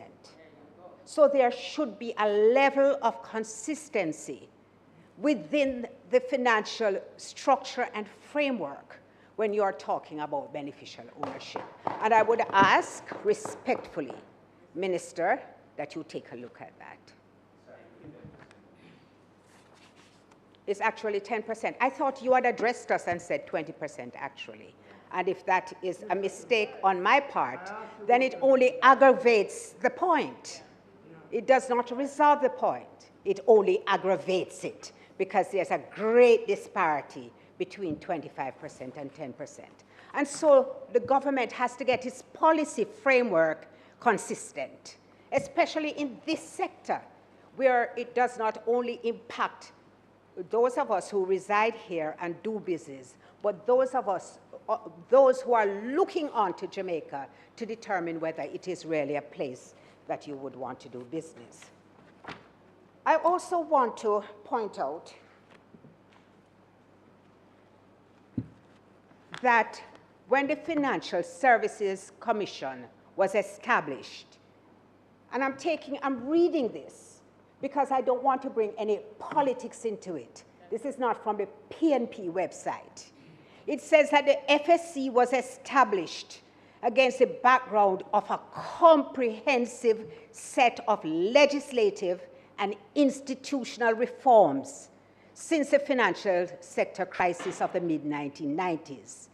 As a statutory agency, the Commission was set up to ensure the adoption of international best practices, a risk-based approach to management, and to enforce strict monitoring and supervision standards for the sectors it regulates. Everybody should know that the world is constantly changing, and that when you implement a set of measures today, you ought to be looking at revising it for the future.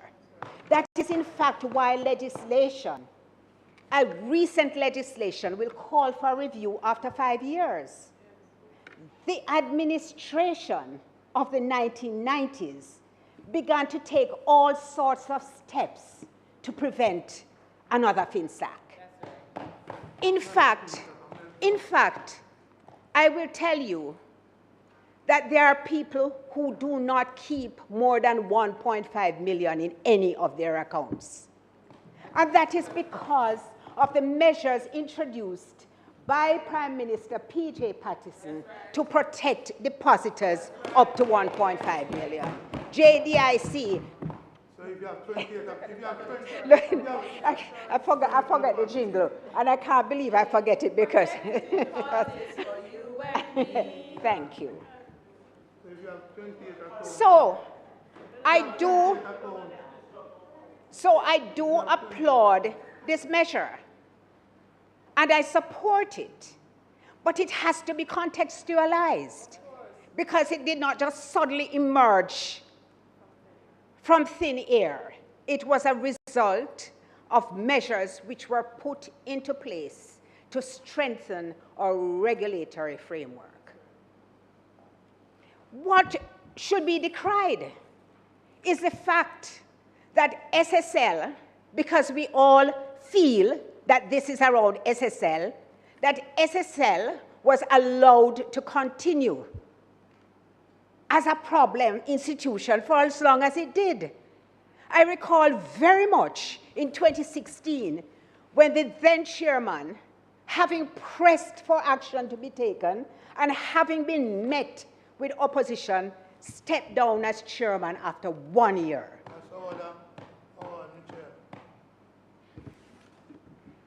So let the records speak. Let us have an honest conversation about what has happened so that we will not repeat the same mistakes. When I hear, even last week when we were discussing Professor Floyd Morris's motion for the elderly, I reflected on the fact that an octogenarian, a woman over 80 years old, was one of those depositors who lost all our savings in SSL. You know what that is like? You're talking about the persons who suffered from the financial meltdown. But having experienced that in the 1990s, in 2022, that is still happening. Where somebody has had their entire life savings wiped out and disappeared from their account. This is, you know, there are some things that we don't have to create any mystery about. We can acknowledge that things have happened and that as a result of it, we have actually benefited as a country. There's a side to the financial meltdown that nobody speaks about, but I recall. Because nobody speaks about the fact, you're too young, Senator Fick said it, don't get involved in this one. You have told me before my age, and respect it today. Because one of the things that people don't talk about is the interest rates which they were making on their deposits. Interest rates at the time was 50% and 60%. And so every single month, depositors were getting those kinds of refunds. Senator Hill, don't say that. Don't say that. Because people were in cash plus, were poor people. People in Orient were poor people. And poor people, and I think what by poor people you mean not at a certain social level. That is how I interpret it. Not at a certain social level.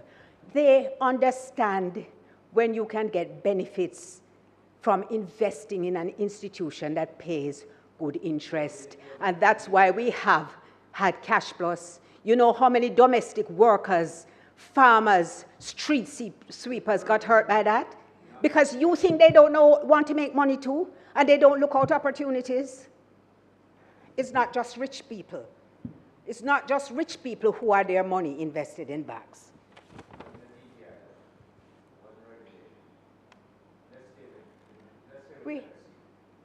But I have not left the FSC. Quite to the contrary. And I'm going to go on in the same vein that everybody has been permitted to go on. When your Minister of Finance departed, he lamented the fact that there were archaic laws. I'm not quoting him directly, but he said there were laws, financial laws, which needed to be updated. As far as I can see, this government has been in place from 2016, and it's 2024.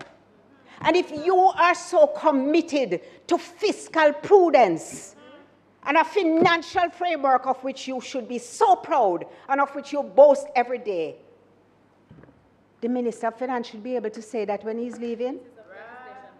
Because when I came here, one of the things that I was told why we needed to facilitate certain pieces of legislation going through quickly is that at that time, that the opposition had done everything that was possible to facilitate the financial prudence requirements of the International Monetary Fund. So there was an awareness of the urgency of these things. And I dare say that having regard to how this opposition has performed, that it is well established that it would have been accommodated.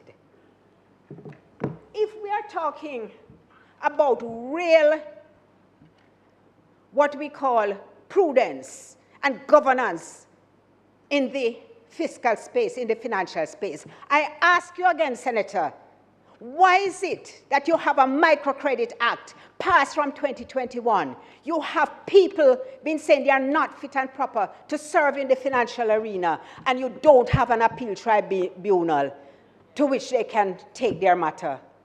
That don't sound like prudence to me. That sounds like neglect.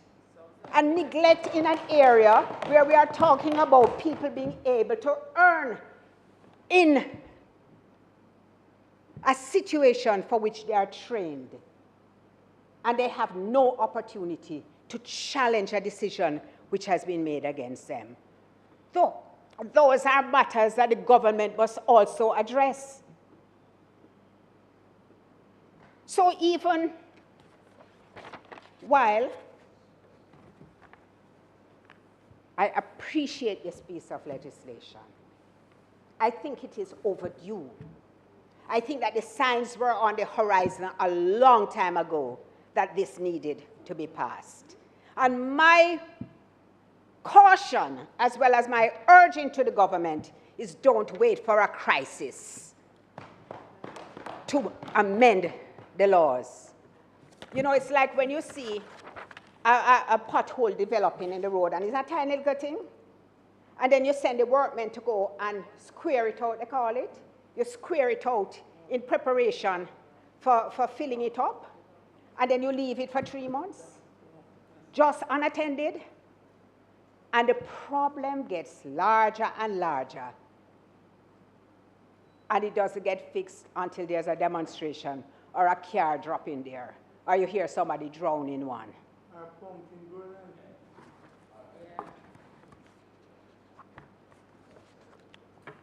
So, Mr. President, I support this legislation. And I think it is very important that it be passed, but I also do say, please, Minister Hill, look back at the element of consistency in the beneficial ownership. I don't think it will do you any harm to do it. I thank you. Thank you, Senator Scott Motley.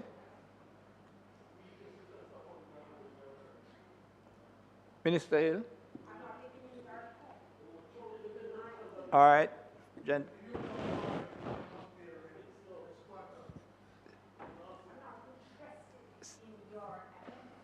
Mr. President, Mr. President. Minister Hill. I am pleased that we've reached a stage in the debate concerning the FSC Act. You know,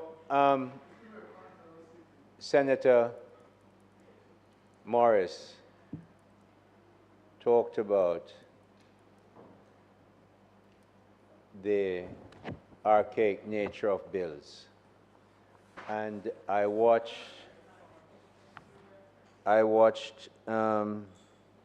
Senator Scott Motley, who generally is even. Today, I am interested in that uneven side. Mr. President, because she today, I've known her for a while, so it was interesting to see that side in such public view today, Mr. President.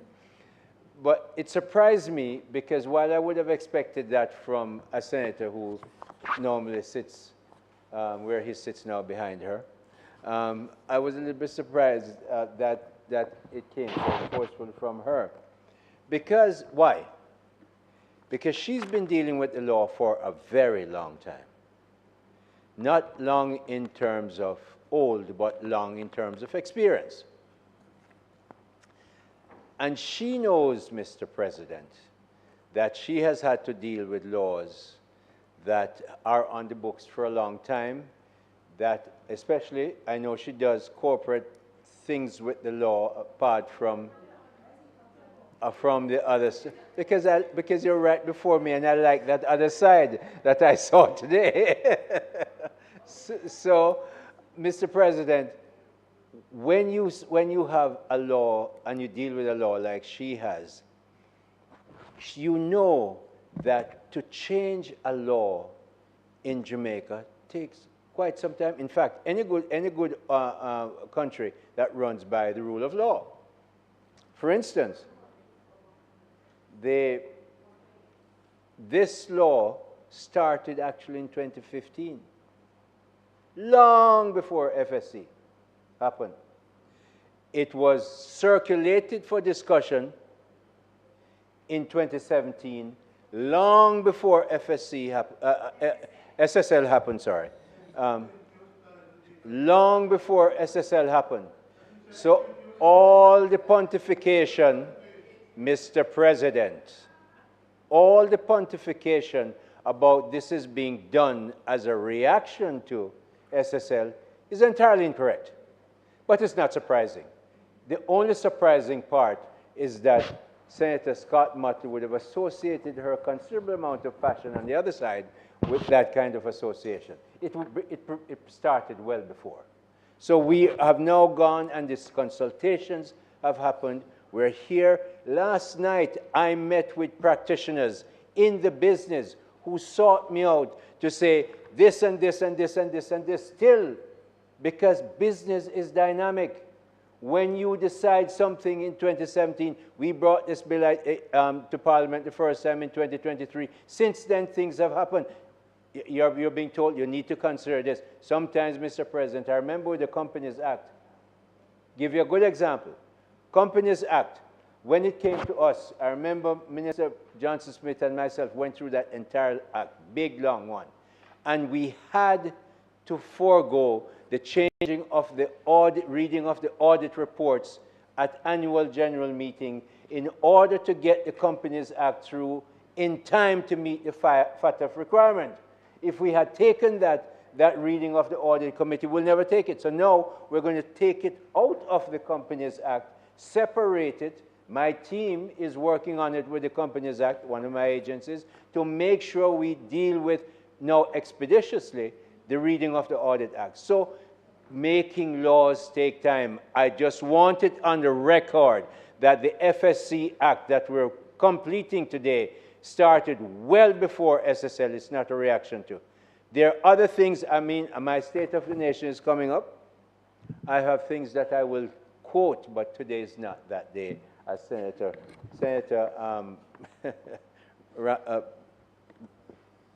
Graham. We know him as, you know, yes, prof, the legal prof here. So, but he then, Senator Graham.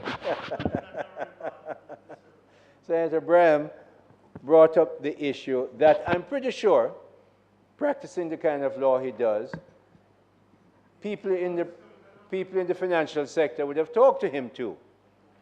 And he talked about something that is a sort of in contradiction with what Senator Brown, the way you listen to Senator Brown is that, you know, almost everybody is a thief and you must regulate. Well, having lived in that sector for a while, if you do not regulate sensibly, you will have problems. If you over-regulate, you stop growth. I remember, speaking of regulation, there's an anecdote told of Bill Gates going to India and said, look, we want to, how did this country in India, this was late 90s, early 2000s, how a country like India became the digital force in the world, the IT force in the world? How could it be? It's a poor country. And I think it may have, I'm pretty sure it was Prime Minister Manmohan, not Manmohan Singh, but Manmohan Singh was a finance minister, who said, it was Prime Minister Narasimha Rao, who said to Bill Gates, you know why we became the IT leader in the world? Simply this. What they were doing in Bangalore, the government had no idea how to deal with it. They had no idea what was going on. In other words, it had to grow. We're now, if we over-regulate, and I want to see, remember now, we put two acts together. Today, we have JISTV. The reason why we're pushing JISTV, and I don't want to take away so much from my SON later on, is that this has to be a growth industry. We are not going to be a manufacturing force like China, or even a small Liechtenstein, which has a very super educated workforce. Time is now 1:20. Mr. President, the time being 1:20, might the Senate be permitted to sit beyond 1:30 to complete the business of the day? Members, you have heard the question. Those in favor? Aye. Those against, the ayes have it. Minister. And so, Mr. President, we have to make sure that JISTV is put in place for segregated accounts, for limited general accounts, for international services that we can sell to get to the place where Cayman, Bermuda, BVIR, many Jamaicans work in those industries. We need to have the regulation and laws to bring them back home to build our industry, because that has to be a growth industry for this country when you look at how wealthy those countries are. And we intend to do that. This FSC Act is part of that. So I'm saying, supporting Senator Braham and cautioning Senator Brown, cautioning that, yes, we must regulate well, but we must not over-regulate. And yes, Senator Braham, we must make sure that we have an industry that is not so tightly regulated that it can't breathe and grow. I also want to mention, as we bring this to a close, Mr. President, that regulation, Senator Brown, does not take away the right and the responsibility of managers of these institutions to use their discretion and their experience and their training. I've been there. You can't dictate to a management as to how it must make a loan. Some loans will be unsecured because the risk is mitigated in another way, and some will be secured. So as the FSC, we're not taking, the FSC, this act is not taking away that responsibility from managers to manage their institutions well. And sometimes, Senator Brown, Mr. President, mistakes are made by managers because they are human beings, and sometimes they are less efficient than they need to be. I have seen enough of that without having to ascribe it to greed or malice. So we have to be careful. Otherwise you're going to have over-regulation or people in institutions who are so scared to make a decision that nothing happens in the industry in our country. We don't want either of those places. So this FSC regulation is on the right track. No doubt amendments will come. So I'm pleased to see, Mr. President, that financial practitioners in the financial sector must also be vigilant. They must say to the regulator, why do we have this? You need to explain it to us. We're now in a place where transparency is important. We have to create products and sell products to people in this market and overseas markets. Why do we have this? And discussion must happen. And out of that, as Senator Braham said, good decisions come. And also, as we talk about some archaic legislation, remember, this is in this House and the law and that other place, it's a baton passing business. Minister Nigel Clark got the baton from somebody else and now passes it on. But he never, ever, nobody in that position will ever complete all the work that is going to be done. Because when we came in, we had to do a bunch load of legislation. I need to remind you about the fact that we did the BOJ Act that made sure the BOJ was independent. We made sure we did the Financial Administration and Audit Act to make sure that things are done properly, and a slew of others. The Companies Act. The Companies Act that was so complex and is still so complex, and we got it through FATF. So let me tell you, that FATF thing is a big thing, especially that's why JISTV was not done before now. We had to get FATF in place. So, Mr. President, we stand on a solidly good record. This FSC bill is a wonderful bill, and I recommend it for approval. Thank you, Minister Hill.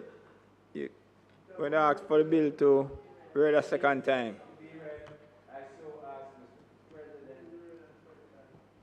That the bill be read a second time.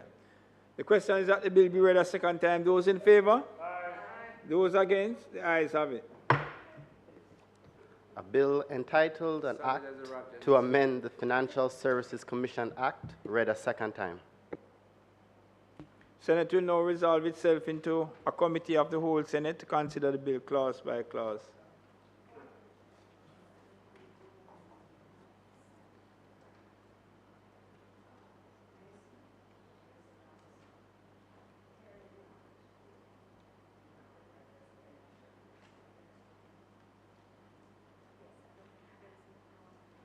No, there's no amendment.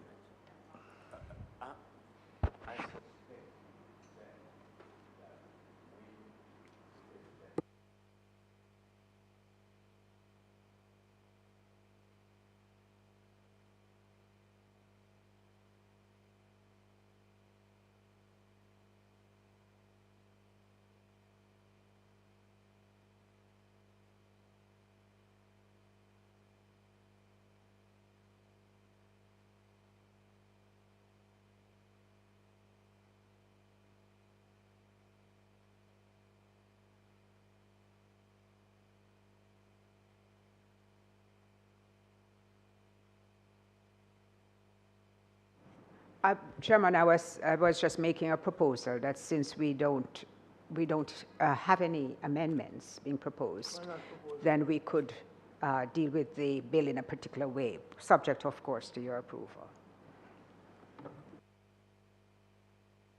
Thank you, members. So I put clauses 1, 2, and 3. Right through. 1 to 20. All right. Thought we were going to just lump them and go. Very well. 1 to 20, those in favor? Aye. Those against? The ayes have it. I put the title and enacting clause. Those in favor? Aye.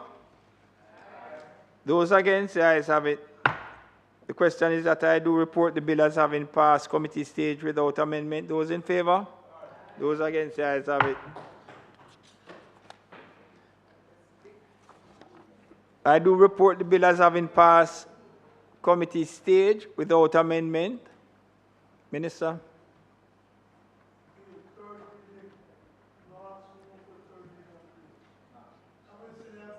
Mr. President, I'm asking for the third reading of the bill. Question is that the bill be read a third time. Those in favor? Aye. Those against? The ayes have it. A bill entitled An Act to Amend the Financial Services Commission Act, read a third time and passed.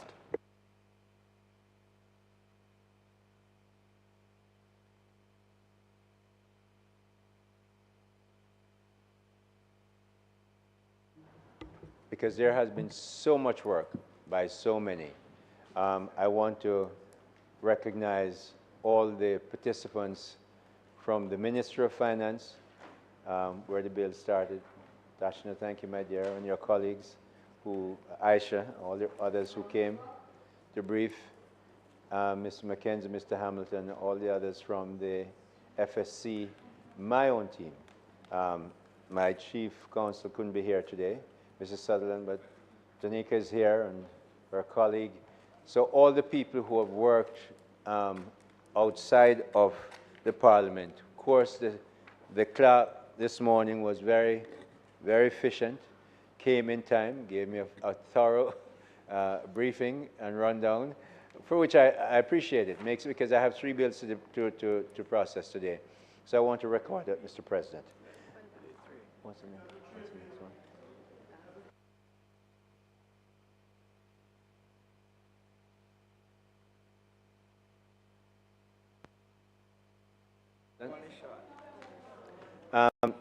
I'm moving for the suspension of standing orders to take the 3rd bill, the Trade Act, Mr. President. Thank you very much, Minister. Would have heard the question. Those in favor? Aye. Against? Proceed, Minister, please. Mr. President, the Trade Act was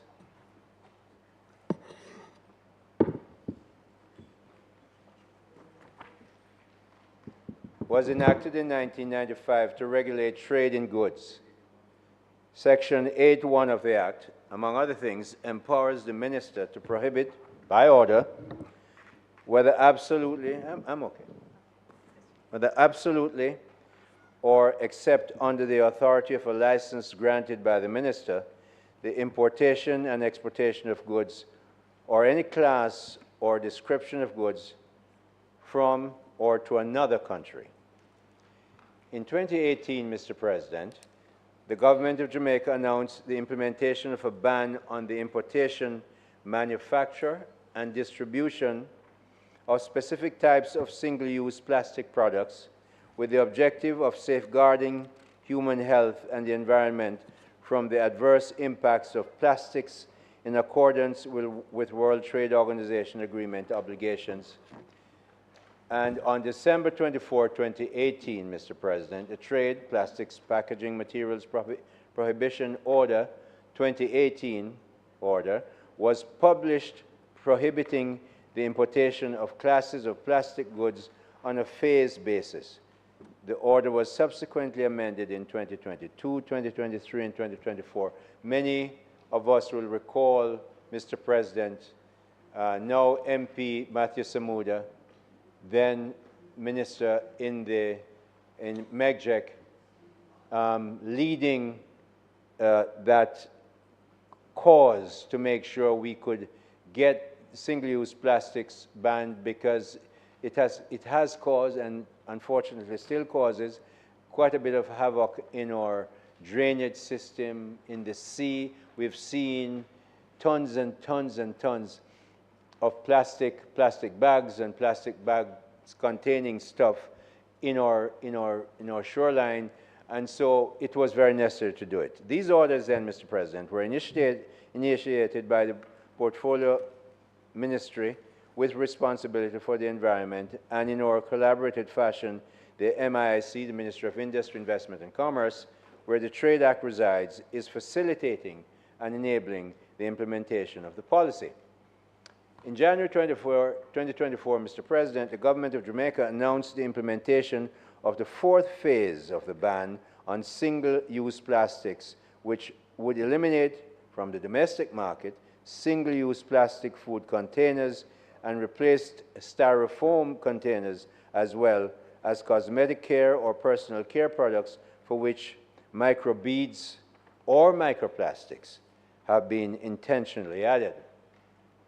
The government, Mr. President, further indicated to the public that consignments ordered prior to the effective date of the prohibition would be allowed to be landed. In keeping with the main objective, Mr. President, the Trade, Plastics, Packaging Materials Amendment Order 2024, the order, was promulgated on July 11, 2024, which effected an absolute prohibition on the importation of plastic food containers, effective as of that date. The prohibition has adversely affected importers who ordered or purchased consignments before the prohibition, which arrived or will arrive in Jamaica after the prohibition was in effect. The government, clearly, Mr. President, I have had many discussions with Minister Samuda then, now MP Samuda, Minister Vaz, and others in the government recognized, and of course people in the private sector, the businesses who are affected, we recognize the need to facilitate trade within Jamaica while at the same time safeguarding human health and the environment from the adverse impact of plastics. To address this issue, it was proposed that Section 8 of the Act be amended to empower the Minister to make orders having retrospective effect. The bill, therefore, Mr. President, seeks to amend the Section 8 of the Act to provide for such orders to remove consequences of the prescribed absolute prohibition for imported consignments of goods ordered or purchased prior to the effective date of the prescribed prohibition under Section 8(1)(a) of the Act, which arrived in Jamaica on or after the effective date of the prohibition. The bill, clause-by-clause analysis. Short title and construction. The clause provides for the short title of the Act and directs that the Act should be read in conjunction with the Trade Act. And the Trade Act, the reason why I'm here, Mr. President, and not the ministry which originated this, is because the Trade Act resides in the Ministry of Industry, Investment and Commerce. Clause 2, amendment of the Section 8 of the Principal Act. The clause provides for the insertion of new subsections 4, 5, and 6, which provide for the following. 1. Subsection 4 provides that where an order was made providing for an absolute prohibition on the importation of goods pursuant to subsection 1A, the Minister may, by order, specify that the consignments be treated in the same manner as goods imported prior to the effective date of such prohibition, if the Minister is satisfied of the matter in subsection 5. Number 2, subsection 5 provides that the matter to which the Minister must be satisfied is that the relevant prohibited goods were ordered or purchased prior to the effective date of the prohibition. 3, Mr. President, subsection 6 provides that no criminal liability shall be imputed in respect of goods that are subject to an order made under subsection 4. The inclusion of these clauses allows the Minister to facilitate importers who have ordered or purchased consignments prior to the effective date of the prohibition order to import these goods without consequence. It should be noted that the Trade Plastic Materials Prohibition Amendment Order 2024 also provides that the distribution of plastic food containers should terminate on the 9th day of January 2025. As such, in the exercise of this discretion, the Minister will be guided by this timeline. We're looking at a timeline in early January 2025. The phased approach as it relates to the ban on single-use plastics has been successful, and as such, Mr. President, we anticipate the same in this regard. Memorandum of Objects and Reasons. The memorandum stipulates that the key objective of the Act as stated above. And, Mr. President, if it pleases you. Thank you. Thank you very much, Minister Hill, for that very pellucid explanation. Senator Fraser-Vins, thank you. Thank you, Mr. President. Mr. President, I assure you and my colleagues that my intervention will even be shorter than Senator Hill's. I do believe so. Minister, let me just start off by saying I can understand the reason why you're seeking to make the amendment. I do recall having conversations with Minister Samuda about this provision, well, about the intent to impose the ban, and subsequent to that, calling for an extension so that all the companies who trade in this area, and certainly those who will be impacted, will have sufficient time to prepare themselves. Admittedly, some concession was made, and the order was brought into effect in July of this year. The thing that puzzles me, though, Minister, is that when one looks at the order, there are 3 specific activities that will be impacted. One that took effect on the 11th of July this year, and that has to do with the importation of plastic food containers. There's another which will take effect in January 2025 that has to do, again, with food containers, but this time the distribution. And then there's one in July 2025, which you're aware, which has to do with personal care products. So consequent upon that, I am seeking to understand, because it is not stated here in the bill, which of these 3 activities that you're seeking the extension for, or you're seeking to have the amendment for. In my mind's eye, it would stand to reason that it has to be the one that took effect the 11th of July, 2024. And if my conclusion is correct, then I want to understand why we are going the route of amending the act and not an order. Because it seems to me that an order would have been the most effective route for 2 reasons. One, you can accomplish the same thing by giving the extension if that is what is being sought, because essentially that's what it boils down to. Persons have purchased material or plastic containers and they need to bring it into Jamaica, but they can't because of the ban. And if that is the case, then an order ostensibly changing the date from the 11th of July 2024 to the 1st of January 2025 would not just treat with the 1 or the 2 persons who have indicated that concern, but also allow for persons dealing in the sector as a whole to ensure they put everything in order that is required pursuant to the ban. So that's the first thing.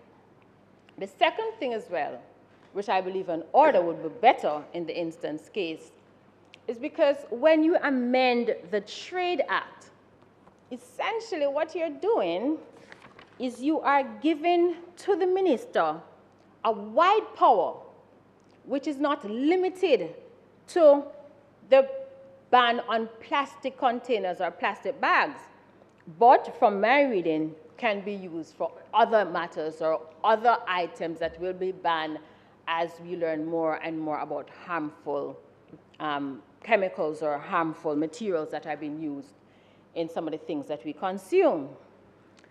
And what I'm afraid of, Minister, is that any minister who has that power can use it in a way that is counterproductive to the aim and the intent of the ban. And I am anxious that based on how we have operated over time, that the lack of confidence in how this power is going to be used gives me some anxiety. Let me put it that way. And to ensure that we meet the objective, because this is not just a Jamaica initiative. This is an initiative that is taking place across the world, and you would have been aware of the discussion taking place in terms of the plastic treaty. So this is not limited to Jamaica. And because of that, I believe if my conclusion that the aim is to treat with the July 11 ban, July 11, 2024 ban, then the better approach would be to amend the order or a new order. The second thing is, if it is that the government feels that they should amend the act, I wondered whether any consideration was given to making this provision or making this provision a sunset clause. Again, it allows us to achieve the objective of keeping plastic containers and plastics out of our country. And the sunset legislation will be for a particular time, as you know, and it achieves the objective of the government, but also achieves the objective of the country, which is to keep plastic out. So I'm recommending that in the event that you choose not to amend the order, for reasons I'm quite sure you will share, that you will consider a sunset legislation. And final thing, which is not stipulated in this, the bill before us, and I did not see it in the trade, because there's no such provision in the Trade Act, is the procedure that one would have to undertake to get this waiver by the minister. Ostensibly, I believe that an application has to be made with the supporting documents, but it is not stated here. And whether there is any other consideration to be given by the government outside of the fact that the order was made prior to the date of the ban, which is the 14th of July. And finally, Minister, if you could state for me how many persons, because you are the Minister of Trade, so I'm hopeful that you have that information. If you could just share with us how many persons, meaning natural and individuals, who have challenges in this regard pursuant to the July 11, 2024 ban. So that's the number of persons, company, individuals who have been affected because of the July 11, 2024 ban. So with that, Minister, I am asking you to consider the proposal of an order as opposed to amending the legislation. But if you choose to go the way of the amendment to the legislation, that perhaps consideration be given to making it a sunset clause specific to the July 11 ban. Thank you, Mr. President. Thank you, Senator Fraser-Binns. Minister? Senator Fraser-Binns, thank you very much. There are two parts, there are two issues that you raise that have to be considered. One is that we have a fait accompli to deal with in that goods are on the wharf. The issue is once it's on the wharf, you either clear it or it's destroyed. Okay? Now, the law, the act does not allow the minister to deal with that retrospective aspect of the reality. The reality is that they exist. Okay? So in order to make an order that as such as you're suggesting, the act has to be changed, which is one item. That deals with the past. The number, remember, and I need to explain to you that there are 3 ministries involved in this. MEGJEC, where it originates. MMIC, my ministry, that has the responsibility to facilitate, which is what we're doing, to get the act in place, because the people went to MEGJEC first, not to my ministry, and then customs rules over the Jamaica Customs, finance rules over the Jamaica Customs Agency. So you have 3 ministries. Part of what you fear then, that it might, something might happen, you have 3 ministries involved. So it's not just one person, because the act reads that the minister will by order, but in practice, it will be at least 3 ministries involved. The number of people, I can't tell you. I know that there are at least 2 or 3 that I know of, and there are 2 others in a different area that deals with that kind of matter that actually comes out of MEGJEC, and the Prime Minister has made, because his authority under the law that governs that issue in MEGJEC allows him to make an order. So his order has been made. This we have to change the law. The part about the future, and the fact that you would want a sunset date, I want to address. Because being in business and living all my life in a regulated industry, which banking is, you cannot make, you raise a good point. You said, look, there are other things that this law may have to cover that we don't now know. Precisely. We don't now know what next month. Next month, we get a study from somewhere that shows that a particular product, most likely plastic, most likely hydrocarbon related, will have to be banned. Since we know that this happens now, they're again dealing with the same thing that I mentioned with Senator Brown with the FSC Act. People will have to be given a measure of discretion. But because you have 3 ministries involved, and therefore three different sets of bureaucrats, not to mention lawyers and the people, the importing people, I believe that there's enough safeguard there that you can leave a measure of room to say, look, an order has, MEGJEC comes to me and said, look, sends us a letter and said, this has to happen, an order has to be given, they investigate, we check with whoever we must check to, and all this has gone through the OPC and the AG, every single step, just everything. So, if there's no law and no confidentiality banning it, of course. So I'll check with my technical people and the lawyers and see. I mean, this is business. We want everybody who has to deal with this to know that the Ministry of Industry, Investment and Commerce, this government is very open and willing to deal with an issue that you may have. Bring it to us, we try to find a solution. That's what we do. So I'm going to say to you, Senator Fraser-Binns, that we have looked at this very carefully. In fact, as you know, because you've talked to MP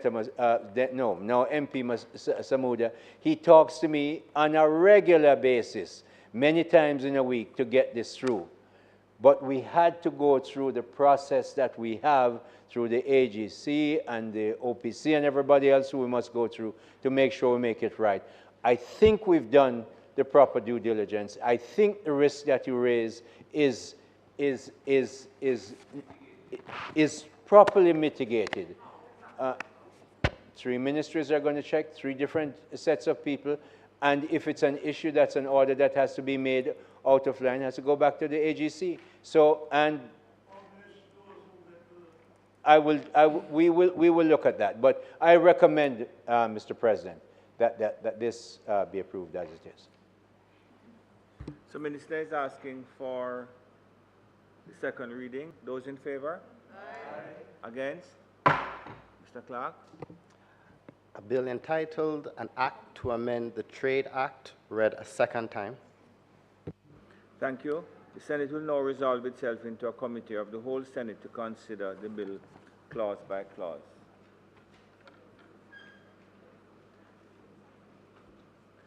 Thank you, Marshall. I put clause 1. Those in favor? Sorry. Senator Fraser. I had asked Minister if he could just share with me what is the process. You notice that you mentioned, that you are aware of 2 or 3 companies, but seeing that this is going to be something that is available for persons within the remit of the law, if you could just share with us the process so other persons may also be aware in case it's a benefit they can derive. You can stay seated, Minister. Oh, yeah, given how this came about, it was initiated by another ministry, as I mentioned, MEGJEC, and that's where, because that's where Minister Samuda was, and that's where the matter still will reside. If a situation like this happens, a request would come to us. We would imagine, after it was properly investigated, that has nothing to do with our investigation. We would investigate and then we would check with finance. Because sorry, an application for the exercise of the ministerial jurisdiction would come originally to MEGJEC. Yeah, would come from MEGJEC. And then to us, we would then investigate, and that investigation will invariably include the Minister of Finance and very likely the AGC if it's at all a touchy issue. The application is made to MJEC. As it is now, will the law, my technical team, the law would, that would still be the process. With the Minister of Trade. MJEC, us, and then we decide. Okay, because we are the facilitating ministry, not the originating ministry. Sorry, I will have to sign it. Your minister that signs the waiver. Yeah, yes, yes.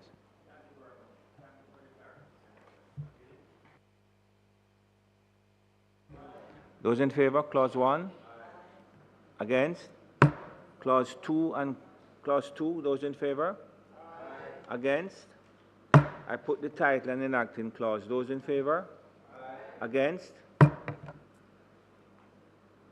The question is that I do report the bill as having passed committee stage without amendment. Those in favor? Against? I do report committees. I do report the bill as having passed committee stage without amendment.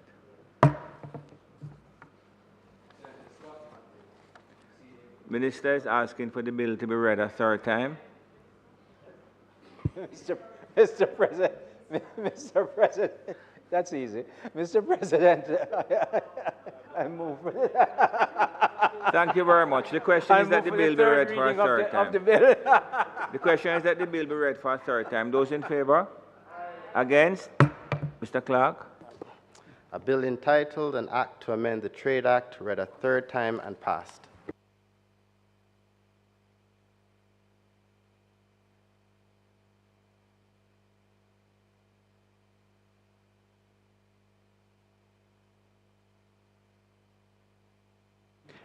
Minister?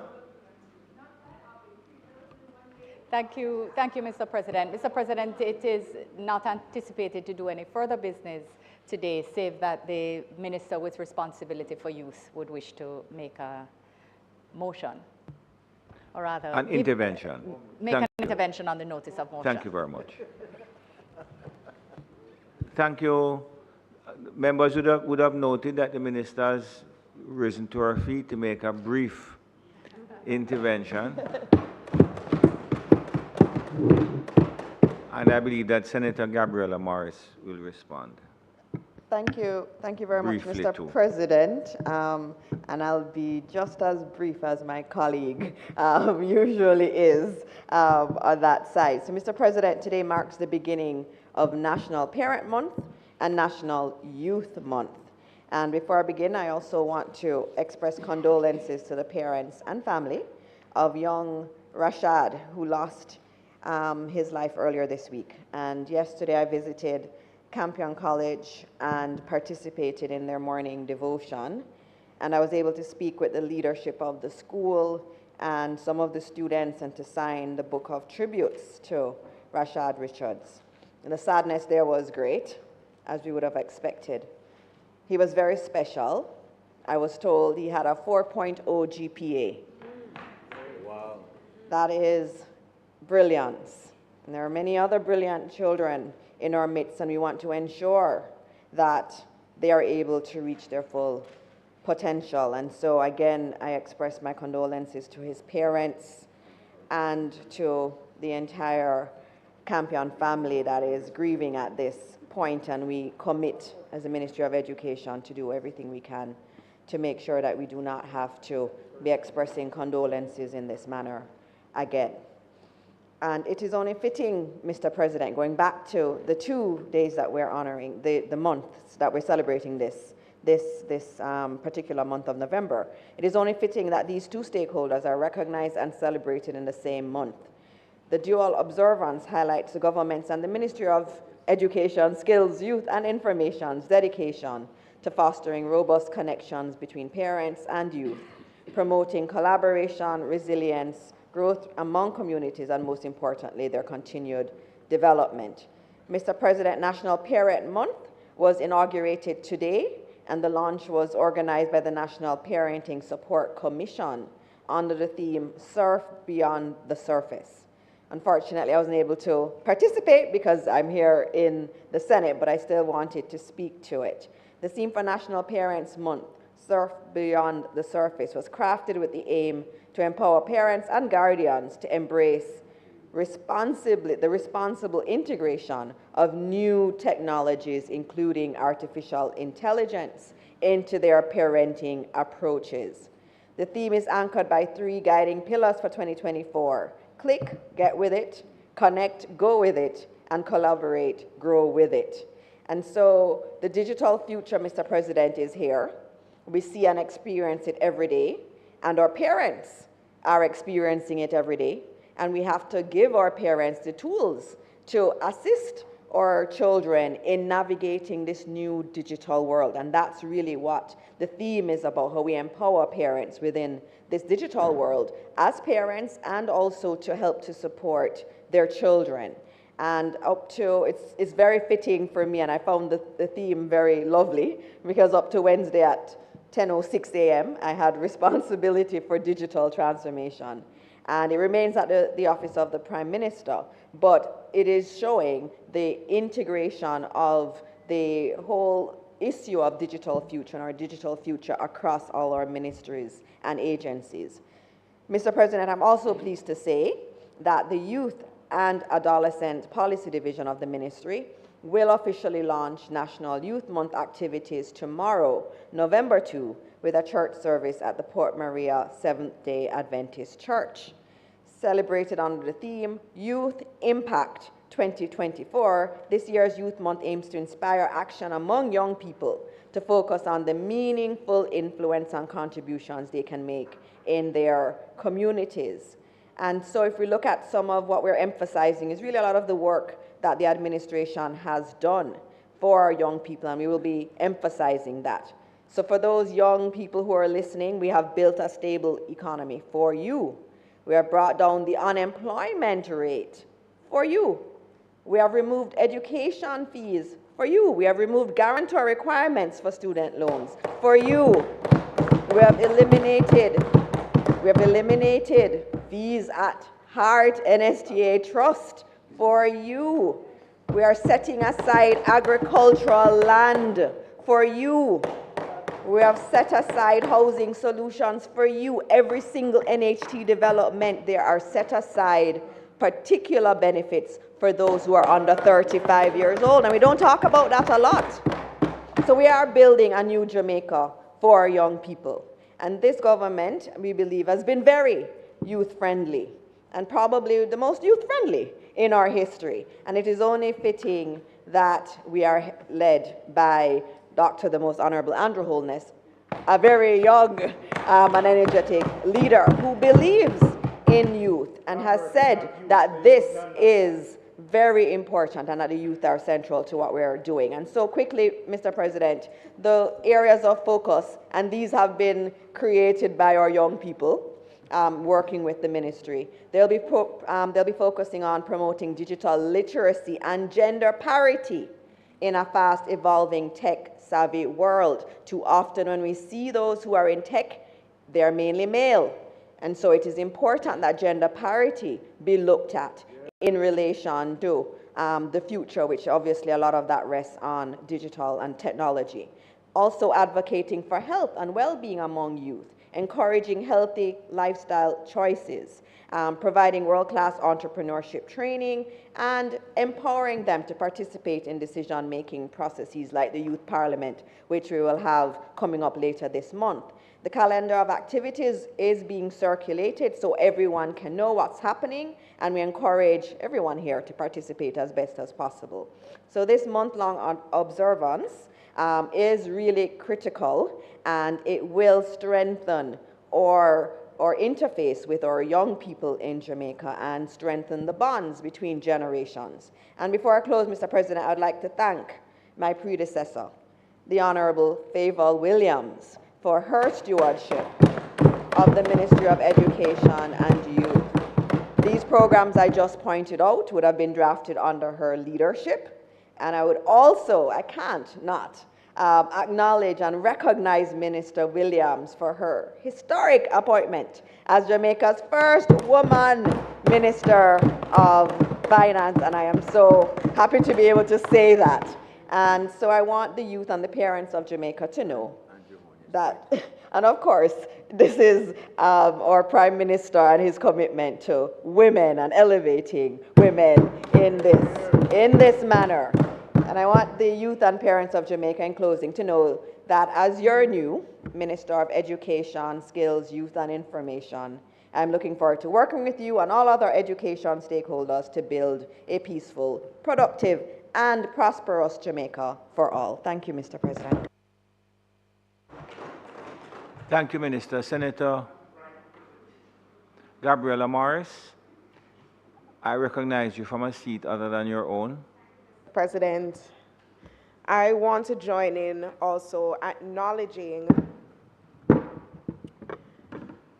both Youth and Parenting Month. And I want to add my vote of congratulations to you, Minister, on your elevation.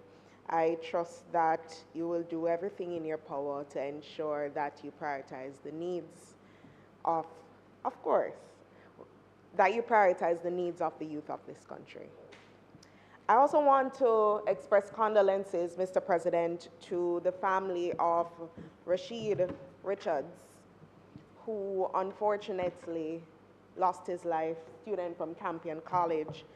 His family is actually from Northwest St. Anne, and so the community is going through that process of grieving, and so we want to extend our deepest condolences. Mr. President, Youth Month, I'll tackle that one first. Youth Month is always about us celebrating and centering the spotlight on our young people of this country, their challenges, their achievements, their hopes and dreams. And it requires us as well to look critically at where we are. This year, many young people, especially, Mr. President, I think were surprised to learn of the fact that we are not fully on track to meet the targets of Vision 2030. And my generation, I think many people were surprised because of how we had looked forward to meeting those targets. And so it calls into sharp focus the need for us to recenter and to look at some of the priorities, especially the ones that concern our youth and our education system.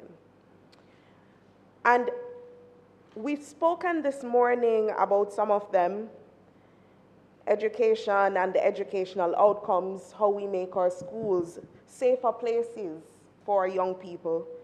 Youth and civic participation is something that we have to improve on if we want to build a future where our young people are more involved and are decision makers and are actually involved in the process of development in this country. Entrepreneurship is something that we have to continue to encourage. Many of our young people are finding that the formalized system of work might not be the best fit for them. And it's interesting that many of them are moving towards entrepreneurship. It must be an imperative for any government to prioritize supporting young entrepreneurs. We have to look as well at social protection for our young people. Housing is an issue that continues to be at the forefront for many young people in this country. And while, Minister, there have been provisions for a while now for young people under the age of 35, many of them still face significant challenges in accessing homes and in actually participating because of the high cost. So it is still out of reach for many of our young people. And so this is something that we have to prioritize to ensure that our young people can not just live here, but actually thrive here.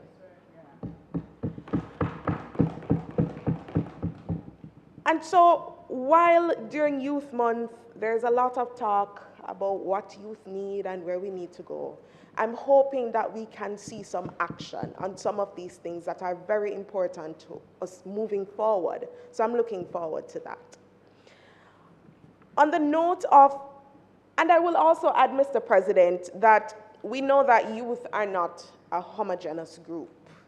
And so we have to look at how we deal with various groupings of young people. Rural youth, it's a group that needs attention. Many of our young people are calling out and reminding us that Kingston is not Jamaica. And we have started that effort of encouraging young farmers, young agriculturalists, and I believe that we have to take it a step further, to look more critically at some of the challenges that are being faced by our young people in rural Jamaica. Youth with disabilities. We have to make it easier for young people with disabilities to thrive in this country. And so we have to take a greater look at education and how we support them there, and even outside of the formal schooling system, how we actually help them to become productive citizens in this country is something that we will have to advance. Parenting Month. Now, I note the theme, Minister, surf beyond the surface. And I believe that it is commendable that we are looking at innovation and technology and how our parents can become more equipped to support students, because that is the landscape with which we're engaging, a landscape of technology and artificial intelligence. And so I believe that it's important to get parents involved in raising their children and in supporting their educational pursuits. So I believe that it is a good venture. However, I want to also add that about 2 years ago, I think during Youth Month as well, we spoke about the issue of parenting support and education. And I would love for us to refocus on that area, because what we're seeing now, especially as we hear the calls every day, Minister, for more families or more mothers and fathers to consider having children, is that the pushback is that where is the support for us to embark on this journey of parenthood?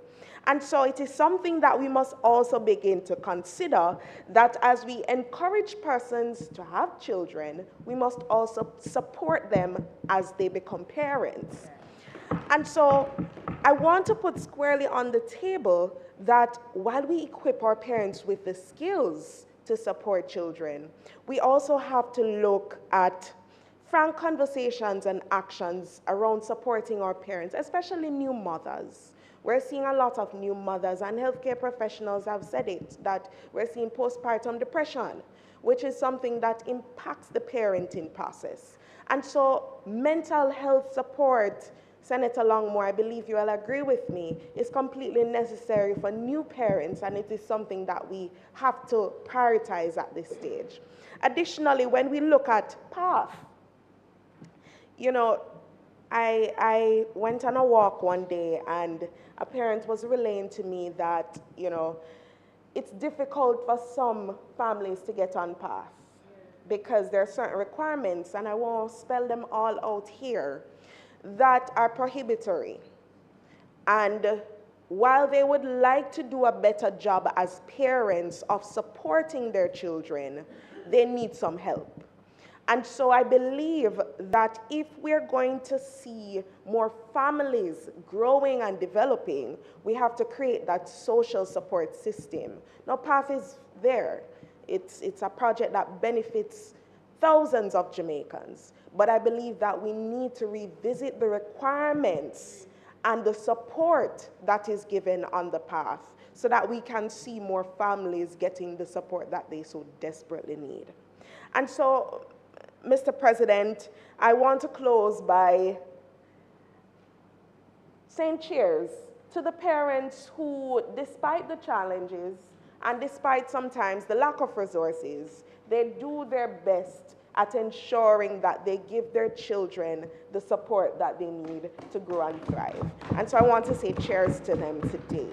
I also want to say cheers to the young people of this country who continue to be creative, who continue to show the energy that is so characteristic of Jamaicans, who continue to play their part in ensuring that as a nation we move forward. And it is imperative that we, as leaders in this country, do our best to do right by them. Thank you, Mr. President.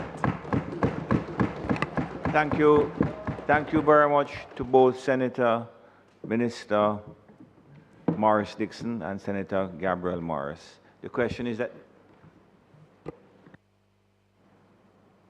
Thank you, Mr. President. Mr. President, as I close with the question, I also just want to add a brief international perspective to the interventions made earlier, because the truth is that our young people should not only be celebrated for their activity and innovation here, but our young people have, with the support of the government, been engaging more and more internationally. And this is something to celebrate because they have really been holding our flag high. So apart from intentional actions like creating the Global Jamaica Diaspora Youth Council, which is really continuing to work at bringing more young people of second and third generation diaspora into the space of connecting with Jamaica and supporting more young people to connect with innovative programs like Grace Kennedy Foundation's Birthright program that brings them here for internships. When they experience Jamaica, they go back, they connect other colleagues at their universities or young entrepreneurs to come together. As well as, of course, engaging with our National Youth Advisory Council, which was one of the innovations that this administration created in 2017 to allow young people from across the island to apply to be advisors, essentially, to the government on issues, not only youth issues traditionally so defined, but youth perspectives on policy across the piece. And this has been phenomenal in getting young people to engage across the piece, across different ministries, and we continue to improve on engagement with young people through this body across ministries, including mine, which we always try to bring people in. When Senator Morris mentioned surprise at SDGs, I am fascinated at how young people are on top of understanding what our future needs to be like. So when we started to work towards the Summit of the Future, the Prime Minister, as you would well know, had been invited by the Secretary General to be one of the SDG stimulus leaders, and in fact, to be one of the co-chairs of 12 heads of government and heads of state who are charged with advocating internationally for getting our SDGs back on track.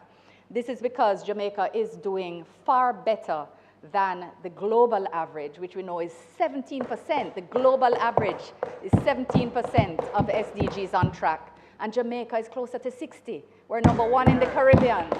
So maybe this is why young people are surprised, because they feel hopeful and optimistic, and they're aware that we do have systems in place. Everybody was pushed back by COVID, but we had such a well-developed program aligned with our National Development Plan, Agenda 2030, our Vision 2030, and Agenda 2030 are well aligned. So this is not to say that we don't have a big path to trod. There are a lot of things to get done, but the optimism is there, and our young people are on top of it. In fact, they're the drivers, which is so amazing. When we had the tertiary students, the secondary students, the young NGOs together, consulting with the UN as we work towards the Summit of the Future, it was incredible the views that they had about how we can do better as a country and what they want to see in the future. And I mention this because I always have a concern that when we speak about months, that we really are focused on a month of activities that don't spill out into the year.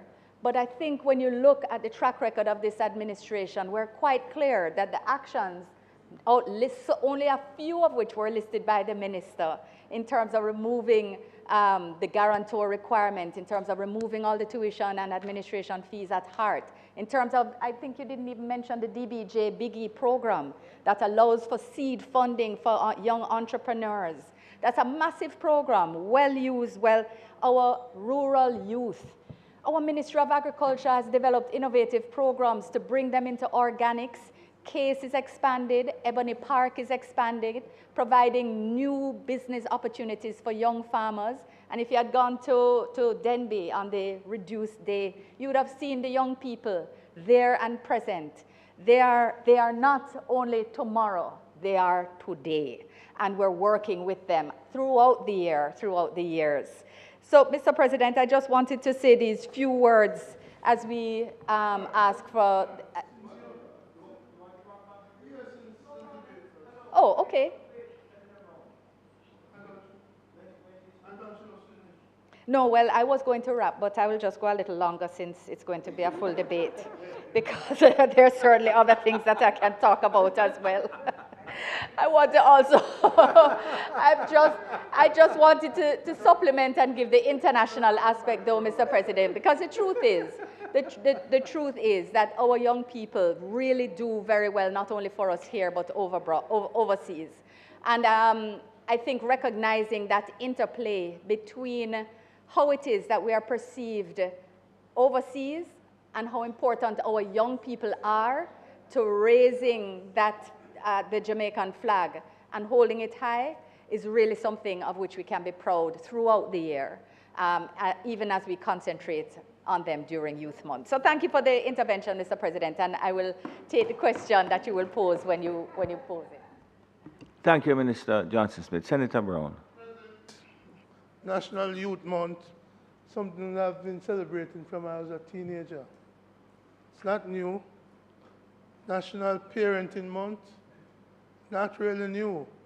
But having listened to all the rosy statements from the government, I wonder why the polls are showing what it's showing. May it please you, Mr. President, a good note to...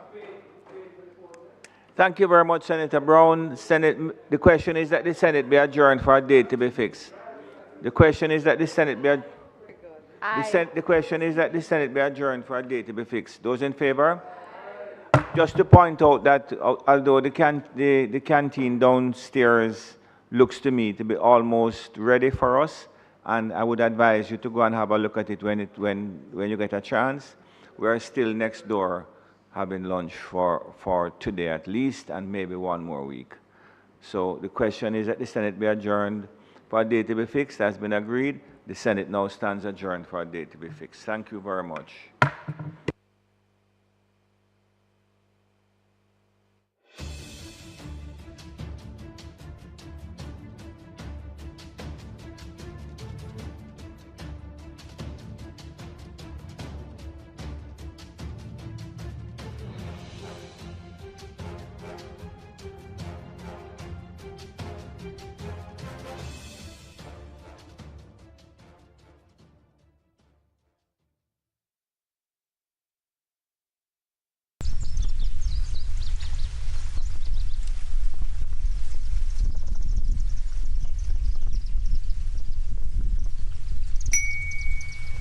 Improve, heart-free, wages increase, housing scheme are built up, we have more opportunities, roads built, and the dollar stable. We are building Jamaica. Every student attending Heart and STA Trust under the New Care Initiative will get $15,000 each month to help cover their travel expenses to the Heart School they're attending and get an extra $13,000 each week while they're training. The proceeding was brought to you by the Office of the Prime Minister.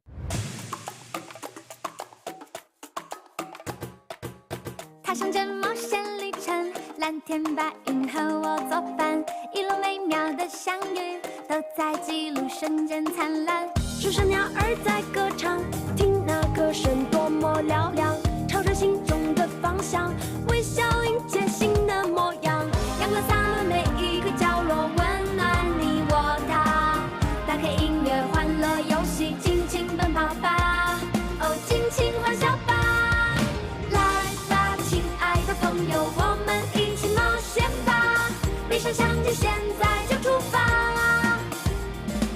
我亲爱的朋友，跟着。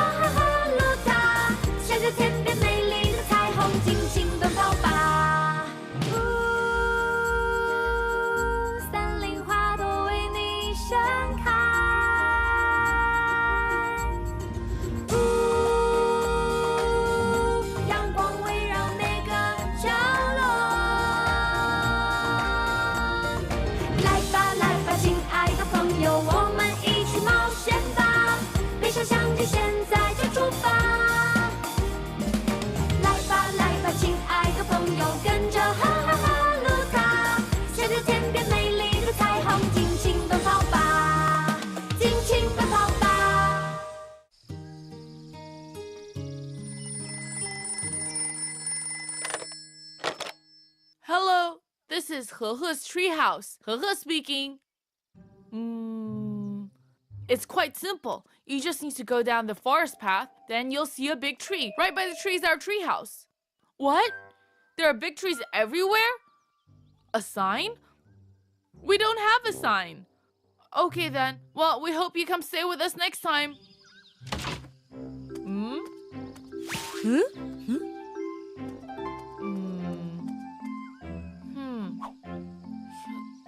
Oh, hey, Hehe's doing Kung Fu training. Huh? Let's go and see. Oh, what kind of Kung Fu is that? Yes, Can you please teach us? us. And this is no Kung Fu. You all take a look. Do you think the treehouse is missing something?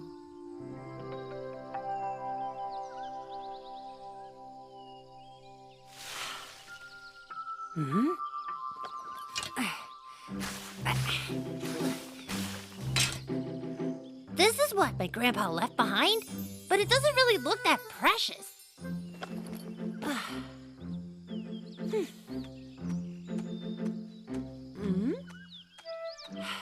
The treehouse should probably be over this way. All the trees in the forest look alike. If new friends want to come to our treehouse, how will they find us? I got it!